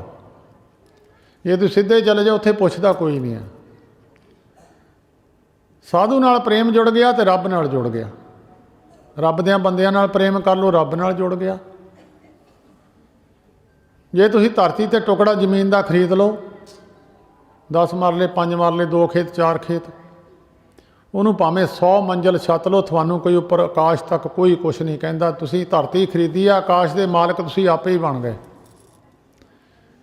ਜੇ ਕੋਈ ਕਹੇ ਮੈਂ ਧਰਤੀ 'ਤੇ ਟੁਕੜਾ ਖਰੀਦਣਾ ਨਹੀਂ ਹੈ, ਮੈਂ ਆਕਾਸ਼ ਵਿੱਚ ਹੀ ਮੰਜ਼ਿਲ ਪਾ ਲੈਣੀ, ਕਿੱਦਾਂ ਪਾ ਲੂਗਾ? ਉੱਪਰ ਕੋਈ ਲੰਘਣ ਵੀ ਨਹੀਂ ਦਿੰਦਾ। ਦੂਸਰੇ ਮੁਲਕਾਂ ਵਿੱਚ ਕਈ ਵਾਰੀ ਇਹਨਾਂ ਦਾ ਵਿਰੋਧ ਚੱਲਦਾ ਹੁੰਦਾ, ਆਕਾਸ਼ ਦੇ ਉੱਪਰ ਦੀ ਜਹਾਜ਼ ਲੰਘਣ ਨਹੀਂ ਦਿੰਦੇ, ਕਿਉਂਕਿ ਆਕਾਸ਼ ਦੇ ਮਾਲਕ ਵੀ ਆ, ਉਹ ਥੱਲੇ ਧਰਤੀ ਹੈ। ਜਿਹਦੇ ਕੋਲ ਧਰਤੀ ਆ ਉਹ ਆਕਾਸ਼ ਦਾ ਮਾਲਕ ਹੈ, ਜਿਹਦੇ ਕੋਲ ਧਰਤੀ ਦਾ ਟੁਕੜਾ ਨਹੀਂ, ਆਕਾਸ਼ ਦਾ ਮਾਲਕ ਨਹੀਂ ਹੈ। ਪ੍ਰਵਾਨ ਪੁਰਖਾਂ ਨਾਲ ਨਾਤਾ ਜੋੜਿਆ ਹੋਇਆ, ਪਰਮੇਸ਼ਰ ਦੀ ਦਰਗਾਹ ਤੱਕ ਨਾਤਾ ਜੁੜ ਜਾਂਦਾ। ਜੇ ਪ੍ਰਵਾਨ ਪੁਰਖ ਦਰਗਾਹ ਦਾ ਪ੍ਰਵਾਨ ਨਹੀਂ, ਉਹਦੇ ਨਾਲ ਨਾਤਾ ਨਹੀਂ, ਤੇ ਉੱਪਰ ਆਕਾਸ਼ ਤੱਕ ਮਾਲਕ ਨਹੀਂ ਹੈ। ਇੱਥੋਂ ਪ੍ਰੇਮ ਰੱਬ ਦੇ ਪਿਆਰੇ ਪੁਰਖਾਂ ਨਾਲ, ਪ੍ਰਵਾਨ ਪੁਰਖਾਂ ਨਾਲ ਪ੍ਰੇਮ ਹੈ, ਤੇ ਦਰਗਾਹ ਵਿੱਚ ਤੁਹਾਡਾ ਪ੍ਰੇਮ ਜੁੜ ਗਿਆ। ਉੱਥੇ ਸਾਧ ਕੇ ਸੰਗ ਇਹਾਂ ਉਹਾਂ ਸੁਹੇਲਾ, ਸਾਧੂ ਦੀ ਸੰਗਤ ਕਰੋਗੇ, ਇੱਥੇ ਵੀ ਸੌਖੇ ਤੇ ਉੱਥੇ ਵੀ ਸੌਖੇ। ਪੰਜਵੇਂ ਪਾਤਸ਼ਾਹ ਜੀ ਨੇ ਗੁਰਸਿੱਖਾਂ ਨੂੰ ਗਿਆਨ ਬਖਸ਼ਿਆ ਸੀ ਕਿ ਮਹਾਰਾਜ ਇੱਥੇ ਸੁੱਖ ਤਾਂ ਅੱਗੇ ਸੁੱਖ ਕਿੱਦਾਂ ਮਿਲੂਗਾ। ਗੁਰੂ ਅਰਜਨ ਦੇਵ ਮਹਾਰਾਜ ਨੇ ਇੱਕ ਬਹੁਤ ਸੁੰਦਰ ਬਚਨ ਕਿਹਾ ਗੁਰੂ ਗ੍ਰੰਥ ਸਾਹਿਬ ਜੀ ਦੇ ਵਿੱਚ, ਕਹਿੰਦੇ ਹਰ ਕੇ ਸੰਤ ਪ੍ਰਿਆ ਪ੍ਰੀਤਮ ਪ੍ਰਭ ਕੇ, ਤਾਂ ਕਹਿ ਹਰ ਹਰ ਗਾਈਐ, ਨਾਨਕ ਇਹਾਂ ਸੁਖ ਆਗੈ ਮੁਖ ਉਜਲ ਸੰਗ ਸੰਤਨ ਕੇ ਪਾਈਐ। ਇੱਥੇ ਵੀ ਸੁੱਖ ਤਾਂ ਅੱਗੇ ਵੀ ਸੁੱਖ। ਸੈਦੇ ਮਲਾਹ ਦੀ ਬੇੜੀ ਵਿੱਚ ਬਹਿ ਕੇ ਗੁਰੂ ਗੋਬਿੰਦ ਸਿੰਘ ਸਾਹਿਬ ਮਹਾਰਾਜ ਨੇ 21 ਕੁਲਾਂ ਨੂੰ ਤਾਰ ਦਿੱਤੀਆਂ ਸੈਦੇ ਮਲਾਹ ਦੀਆਂ। ਇੱਥੇ ਨਾਤਾ ਜੁੜਿਆ, 21 ਕੁਲਾਂ ਦਾ ਨਾਤਾ ਦਰਗਾਹ ਤੱਕ ਜੁੜ ਗਿਆ। ਜੈ ਤੇ ਉਪਜੀ ਤੈ ਮਿਲੀ ਸੱਚੀ ਪ੍ਰੀਤ ਸਮਾਹੋ, ਉਸ ਪਰਮੇਸ਼ਰ ਨਾਲ ਸੱਚੀ ਪ੍ਰੀਤੀ। ਇੱਥੇ ਤੁਸੀਂ ਸੱਚੀ ਪ੍ਰੀਤੀ ਰੱਬ ਦਿਆਂ ਬੰਦਿਆਂ ਨਾਲ ਪ੍ਰੇਮ ਵਾਲਿਆਂ। ਠੀਕ ਹੈ, ਸਾਧੂ ਦਾ ਭੇਖ ਹੈ, ਭੇਖ ਦਾ ਸਤਿਕਾਰ ਤਾਂ ਹੈ, ਪ੍ਰਵਾਨ ਹੋ ਜਾਣਾ ਹੋਰ ਗੱਲ ਹੈ, ਡੇਰਾ ਬਣਾ ਕੇ ਬਹਿ ਜਾਣਾ ਹੋਰ ਗੱਲ ਹੈ। ਪ੍ਰਵਾਨ ਪੁਰਖ ਕੌਣ ਹੈ? ਗੁਰੂ ਗ੍ਰੰਥ ਸਾਹਿਬ ਵਿੱਚ ਲਿਖੇ ਹੋਏ ਬਚਨ ਨੇ, ਜਿਨ੍ਹਾਂ 'ਤੇ ਉਹ ਬਚਨ ਢੁੱਕਦੇ ਆ ਉਹ ਪੁਰਖ ਪ੍ਰਵਾਨ ਹੈ, ਜਿਨ੍ਹਾਂ 'ਤੇ ਨਹੀਂ ਢੁੱਕਦੇ ਪ੍ਰਵਾਨ ਨਹੀਂ। ਕਿੱਡਾ ਵੱਡਾ ਡੇਰਾ ਹੋਵੇ, ਕਿੱਡੀ ਮਰਜ਼ੀ ਦੁਨੀਆ ਹੋਵੇ, ਉਹਦੇ ਮਗਰ ਹੋ। ਜਪਜੀ ਸਾਹਿਬ ਜੀ ਪਵਿੱਤਰ ਬਾਣੀ ਪੜ੍ਹੋ। ਗੁਰੂ ਨਾਨਕ ਸਾਹਿਬ ਜੀ ਨੇ ਲਿਖਿਆ, ਜੇ ਜੁਗ ਚਾਰੇ ਆਰਜਾਂ ਹੋਰ ਦਸੋਣੀ ਹੋਏ, ਨਵਾਂ ਖੰਡਾਂ ਵਿੱਚ ਜਾਣੀਏ, 9 ਖੰਡਾਂ ਵਿੱਚ ਸਾਰੀ ਧਰਤੀ ਵੰਡੀ ਹੈ। ਨਵਾਂ ਖੰਡਾਂ ਵਿੱਚ ਜਾਣੀਏ, ਨਾਲ ਚੱਲੇ ਸਭ ਕੋਏ, ਸਾਰੀ ਦੁਨੀਆ ਨਾਲ ਤੁਰਦੀ ਹੋਵੇ। ਜੇ ਤਿਸ ਨਜ਼ਰ ਨਾ ਆਵਈ ਤਾਂ ਬਾਤ ਨਾ ਪੁੱਛੇ ਕਿ, ਜੇ ਪਰਮੇਸ਼ਰ ਦੀ ਨਜ਼ਰ ਵਿੱਚ ਨਹੀਂ ਹੋ, ਉਹਦੀ ਕੋਈ ਬਾਤ ਦਰਗਾਹ ਵਿੱਚ ਨਹੀਂ ਪੁੱਛਦਾ। ਠੀਕ ਹੈ, ਦੁਨੀਆ ਮਗਰ ਹੋਵੇਗੀ, ਰਾਜਿਆਂ ਮਗਰ ਕਿੰਨੀ ਦੁਨੀਆ, ਕਿਹੜੀਆਂ ਕਿਹੜੀਆਂ ਜੂਨਾਂ ਵਿੱਚ ਰਾਜੇ, ਕੋਈ ਕੁੱਤੇ ਬਿੱਲੇ ਦੀ ਜੂਨ ਵਿੱਚ ਤੁਰਿਆ ਫਿਰਦਾ, ਕੋਈ ਕਿਤੇ ਤੁਰਿਆ ਫਿਰਦਾ ਮਗਰੋਂ। ਜੈ ਤੇ ਉਪਜੀ ਤੈ ਮਿਲੀ ਸੱਚੀ ਪ੍ਰੀਤ ਸਮਾਹੋ, ਕਰ ਗਏ ਲੀਨੀ ਪਾਰ ਬ੍ਰਹਮ ਬਹੁੜ ਨਾ ਵਿਛੜੀ ਆਹੋ। ਜਿਨ੍ਹਾਂ 'ਤੇ ਪਰਮੇਸ਼ਰ ਕਿਰਪਾ ਕਰਦਾ, ਨਿਰੰਕਾਰ ਮਿਹਰ ਕਰਦਾ, ਗੁਰੂ ਦੀ ਬਖਸ਼ਿਸ਼ ਹੁੰਦੀ ਹੈ, ਉਹਨਾਂ ਨੂੰ ਇਹ ਬਖਸ਼ਿਸ਼ ਪ੍ਰਾਪਤ ਹੁੰਦੀ। ਸਾਰਿਆਂ ਨੂੰ ਨਹੀਂ ਹੁੰਦੀ, ਸਾਰਿਆਂ ਨੂੰ ਨਹੀਂ ਹੁੰਦੀ। ਕਰ ਗਏ ਲੀਨੀ ਪਾਰ ਬ੍ਰਹਮ, ਪਰਮੇਸ਼ਰ ਨਿਰੰਕਾਰ ਨੇ ਕੀਤੀ ਹੈ ਵੱਡੀ ਕਿਰਪਾ। ਬਹੁੜ ਨਾ ਵਿਛੜੀ ਆਓ, ਉਹ ਫਿਰ ਵਿਛੜਦੇ ਨਹੀਂ ਆ। ਬਾਹਰ ਜਾਓ ਲਖਵੇਰੀਆਂ ਹਰ ਸੱਜਣ ਆਗਮ ਆਗਾਹੋ, ਕਹਿੰਦੇ ਉਹਦੇ ਬਲਿਹਾਰ ਜਾਈਏ ਭਾਈ, ਜਿਹਦੇ 'ਤੇ ਕਿ ਕਿਰਪਾ ਹੋਈ ਆ, ਜਿਨ੍ਹਾਂ ਨੂੰ ਇਹ ਬਖਸ਼ਿਸ਼ ਮਿਲੀ ਆ, ਉਹਨਾਂ ਦੇ ਬਲਿਹਾਰ ਜਾਈਏ। ਹਰ ਸੱਜਣ ਆਗਮ ਆਗਾਹੋ, ਆਗਮ ਆਗਾਹ ਹੁੰਦਾ ਜਿਹਦਾ ਕੋਈ ਅੰਤ ਪਾਰਾਵਾਰ ਹੋਵੇ ਹੀ ਨਾ, ਜਿਹਦਾ ਕੋਈ ਅੰਤ ਪਾਰਾਵਾਰ ਹੋਵੇ ਹੀ ਨਾ, ਮਿਣਤੀ ਗਿਣਤੀ ਵਿੱਚ ਆਵੇ ਹੀ ਨਾ, ਪਤਾ ਨਹੀਂ ਕਿੱਥੇ ਕੁ ਤੱਕ ਹੈ। ਉਸ ਨਿਰੰਕਾਰ ਦੀ ਕਿਰਪਾ ਜਿਨ੍ਹਾਂ 'ਤੇ ਹੁੰਦੀ ਆ। ਬਾਹਰ ਜਾਓ ਰਖਬੇਰੀਆਂ, ਉਹਨਾਂ ਨਿਰੰਕਾਰ ਦੇ ਬਾਹਰ ਜਾਈਏ, ਬਲਿਹਾਰ ਜਾਈਏ। ਹੋਂ ਕੁਰਬਾਨੇ ਜਾਓ ਮਿਹਰਬਾਨਾ, ਹੋਂ ਕੁਰਬਾਨੇ ਜਾਓ, ਹੋਂ ਕੁਰਬਾਨੇ ਜਾਓ ਤਿਨਾਂ ਕੇ ਲੈਣ ਜੋ ਤੇਰਾ ਨਾਉ, ਲੈਣ ਜੋ ਤੇਰਾ ਨਾਉ ਤਿਨਾਂ ਕੇ ਹੋਂ ਸਦ ਕੁਰਬਾਨੇ ਜਾਓ। ਗੁਰਬਾਣੀ ਉਹਨਾਂ ਦੇ ਕੁਰਬਾਨ ਜਾਂਦੀ ਆ। ਗੁਰੂ ਨਾਨਕ ਸਾਹਿਬ ਕਹਿੰਦੇ ਅਸੀਂ ਉਹਨਾਂ ਦੇ ਕੁਰਬਾਨ ਜਾਂਦੇ ਹਾਂ ਜਿਹੜੇ ਮਹਾਰਾਜ ਇਸ ਅਵਸਥਾ 'ਤੇ ਪਹੁੰਚੇ ਆ। ਬਾਹਰ ਜਾਓ ਲਖਬੇਰੀਆਂ ਹਰ ਸੱਜਣ ਆਗਾ, ਸਰਮ ਪਈ ਨਾਰਾਇਣੇ ਨਾਨਕ ਦਰ ਪਈ ਆਹੋ। ਉਹਦੇ ਸਰਨ ਪਿਆ, ਉਹਦੇ ਦਰ ਵਿੱਚ ਡਿੱਗ, ਉਹ ਦਰ 'ਤੇ ਚਲੇ ਜਾਈਏ। ਜਿੱਦਾਂ ਕਬੀਰ ਸਾਹਿਬ ਕਹਿੰਦੇ, ਕਬੀਰ ਮੋਹੇ ਮਰਨੇ ਕਾ ਚਾਉ ਹੈ, ਮਰੋ ਤਾਂ ਹਰ ਕੇ ਦਵਾਰ, ਮਤ ਹਰ ਪੁੱਛੇ ਕੌਣ ਹੈ ਪਰਾ ਹਮਾਰੇ ਬਾਹਰ। ਕਹਿੰਦੇ ਰੱਬ ਦੇ ਦਰਵਾਜ਼ੇ ਮੋਹਰੇ ਮਰ ਜਾਈਏ, ਰੱਬ ਅੰਦਰ ਜਾਂਦਾ ਬਾਹਰ ਆਉਂਦਾ, ਪੁੱਛੂਗਾ ਵੀ ਇਹ ਸਰੀਰ ਕਿਹਦਾ ਹੈ, ਉਹ ਪੁੱਛੂਗਾ ਵੀ ਆਹ ਕਿਹਦਾ ਸਰੀਰ ਪਿਆ ਵੀ। ਉਹਦੀ ਨਿਗਾਹ ਵਿੱਚ ਤਾਂ ਕਹਿੰਦੇ ਆਵਾਂਗੇ ਹੀ।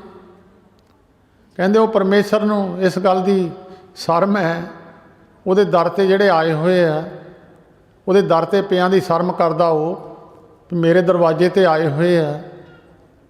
ਸ਼ਰਮ ਪਈ ਨਾਰਾਇਣੇ ਨਾਨਕ ਦਰ ਪਈ ਆਹੋ, ਪੋਖ ਸੁਹੰਦਾ ਸਰਬ ਸੁਖ। ਉਹਨਾਂ ਨੂੰ ਪੋਹ ਮਹੀਨੇ ਦੇ ਵਿੱਚ ਸਾਰੇ ਸੁੱਖ ਪ੍ਰਾਪਤ ਹੁੰਦੇ ਆ, ਜਿਸ ਬਖਸ਼ੇ ਬੇਪਰਵਾਹ ਹੋ। ਜਿਨ੍ਹਾਂ ਨੂੰ ਪਰਮੇਸ਼ਰ ਨਿਰੰਕਾਰ ਬਖਸ਼ ਦਿੰਦਾ, ਉਹਨਾਂ ਨੂੰ ਸਾਰੇ ਸੁੱਖਾਂ ਦੀ ਪ੍ਰਾਪਤੀ ਹੁੰਦੀ ਹੈ। ਉਹਨਾਂ ਦੀ ਵਿਵਸਥਾ ਬਣ ਜਾਂਦੀ ਹੈ, ਸੇਵਾ ਕਰਕੇ ਆਪਣੇ ਸਵਾਸਾਂ ਨੂੰ ਸਫਲਾ ਕਰਦੇ ਆ। ਪਰਮੇਸ਼ਰ ਨਿਰੰਕਾਰ ਦੀ ਓਟ ਸਮਝਦੇ, ਆਸਰਾ ਲੈਂਦੇ ਆ। ਪੋਖ ਸੁਹੰਦਾ ਸਰਬ ਸੁਖ ਜਿਸ ਬਖਸ਼ੇ ਬੇਪਰਵਾਹ ਹੋ। ਇਹ ਸਤਿਗੁਰੂ ਜੀ ਨੇ ਗਿਆਨ ਗੁਰੂ ਅਰਜਨ ਦੇਵ ਮਹਾਰਾਜ ਨੇ ਬਖਸ਼ਿਆ ਹੈ। ਸੋ ਇਸ ਮਹੀਨੇ ਵਿੱਚ ਭਾਈ ਸਭਾ ਚਮਕੌਰ ਸਾਹਿਬ ਦੀ ਜੰਗ ਅਤੇ ਸਾਹਿਬਜ਼ਾਦਿਆਂ ਦੀ ਸ਼ਹੀਦੀ, ਮੁਕਤਸਰ ਦੀ ਅਗਲੇ ਮਹੀਨੇ ਵਿੱਚ ਮਾਘੀ ਵਿੱਚ ਆਉਂਦਾ ਹੈ। ਇਹ ਸਾਰਾ ਹੁਣ 5-6 ਪੋਹ ਤੋਂ ਗੁਰੂ ਗੋਬਿੰਦ ਸਿੰਘ ਸਾਹਿਬ ਜੀ ਮਹਾਰਾਜ ਦਾ ਜਿੱਥੇ ਜਿੱਥੇ ਰੁਕੇ ਸਨ, ਜਿੱਥੇ ਜਿੱਥੇ ਗਏ ਸਨ, ਉੱਥੇ ਉੱਥੇ ਮੇਲੇ ਲੱਗਦੇ ਆ। ਤੋ ਸੰਤ ਮਹਾਰਾਜ ਜੀ ਹਰਖੋ ਵਾਲੀਆਂ ਨੇ ਲੰਗਰਾਂ ਦੀ ਮਰਜ਼ਾਦਾ ਉਸ ਵੇਲੇ ਸ਼ੁਰੂ ਕੀਤੀ ਸੀ।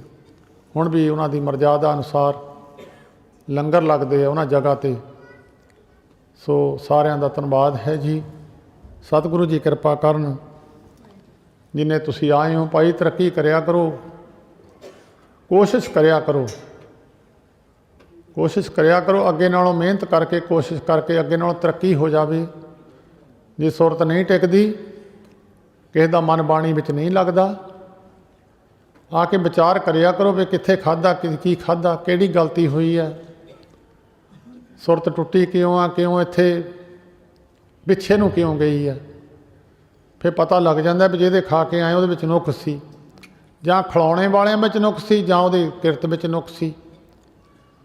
ਉਹਦੇ ਤੋਂ ਬਾਅਦ ਫਿਰ ਤੁਹਾਨੂੰ ਹੌਲੀ ਹੌਲੀ ਬੰਦਾ ਤਰੱਕੀ ਵੱਲ ਨੂੰ ਚਲੇ ਜਾਂਦਾ। ਜੇ ਇਸ ਗੱਲ ਦੀ ਵਿਚਾਰ ਹੀ ਨਹੀਂ ਕਰਨੀ, ਇਸ ਗੱਲ ਨੂੰ ਸੋਚਣਾ ਹੀ ਨਹੀਂ ਵੀ ਅੱਜ ਕਿਉਂ ਸੁਰਤ ਜੁੜੀ ਹੈ, ਕਿਉਂ ਨਹੀਂ ਜੁੜੀ, ਉਹਦੇ ਵਿੱਚ ਪਤਾ ਲੱਗ ਜਾਂਦਾ ਖਾਣ ਪਾਣ ਦਾ, ਜਾਂ ਬੰਦੇ ਨੇ ਕਿਹੜੀ ਗਲਤੀ ਕੀਤੀ ਹੈ।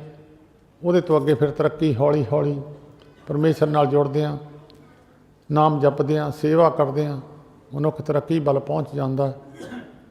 ਸੋ ਸਾਰਿਆਂ ਦਾ ਧੰਨਵਾਦ ਹੈ ਜੀ। ਰਾਗੀ ਢਾਡੀ ਆਏ ਨੇ, ਵਿਚਾਰ ਸਰਵਣ ਕਰ ਲਿਆ ਕਰੋ, ਗੁਰੂ ਦੀ ਉਸਤਤ, ਗੁਰੂ ਦਾ ਜਸ। ਰਾਗੀ ਢਾਡੀ ਕਵੀਸ਼ਰ, ਗੁਰੂ ਦਾ ਜਸ ਗੱਲ ਤਾਂ ਇੱਕੋ ਹੀ ਹੈ। ਕਥਾ ਕੀਰਤਨ ਰਾਗੀ ਢਾਡੀ, ਕਿਸੇ ਨੇ ਕਿਸੇ ਢੰਗ ਨਾਲ ਗੁਰੂ ਦੀ ਵਡਿਆਈ ਕਰ ਦਿੱਤੀ, ਕਿਸੇ ਨੇ ਕਿਸੇ ਢੰਗ ਨਾਲ ਕਰ ਦਿੱਤੀ। ਮਿੱਠਾ ਹੈ, ਕੋਈ ਜਲੇਬੀਆਂ ਖਾ ਲੈਂਦਾ, ਕੋਈ ਬਰਫੀ ਖਾ ਲੈਂਦਾ, ਕੋਈ ਬੇਸਣ ਖਾ ਲੈਂਦਾ, ਕੋਈ ਚਾਹ ਵਿੱਚ ਪਾ ਕੇ ਪੀ ਲੈਂਦਾ, ਹੈ ਤਾਂ ਮਿੱਠਾ ਹੀ ਹੈ ਉਹ। ਉਹਨੂੰ ਕਿਸੇ ਢੰਗ ਨਾਲ ਤੁਸੀਂ ਲੈ ਲਓ। ਇਸ ਕਰਕੇ ਭਾਈ ਗੁਰੂ ਦਾ, ਪਰਮੇਸ਼ਰ ਦਾ ਜਸ ਕਰਨਾ, ਉਸਤਤ ਸੁਣਨੀ, ਇਹ ਬਹੁਤ ਵੱਡਾ ਲਾਭ ਹੈ। ਸਾਰਿਆਂ ਦਾ ਧੰਨਵਾਦ ਜੀ। ਰਸਨਾ ਪਵਿੱਤਰ ਕਰੋ ਜੀ। ਵਾਹਿਗੁਰੂ ਜੀ ਕਾ ਖਾਲਸਾ, ਵਾਹਿਗੁਰੂ ਜੀ ਕੀ ਫਤਿਹ।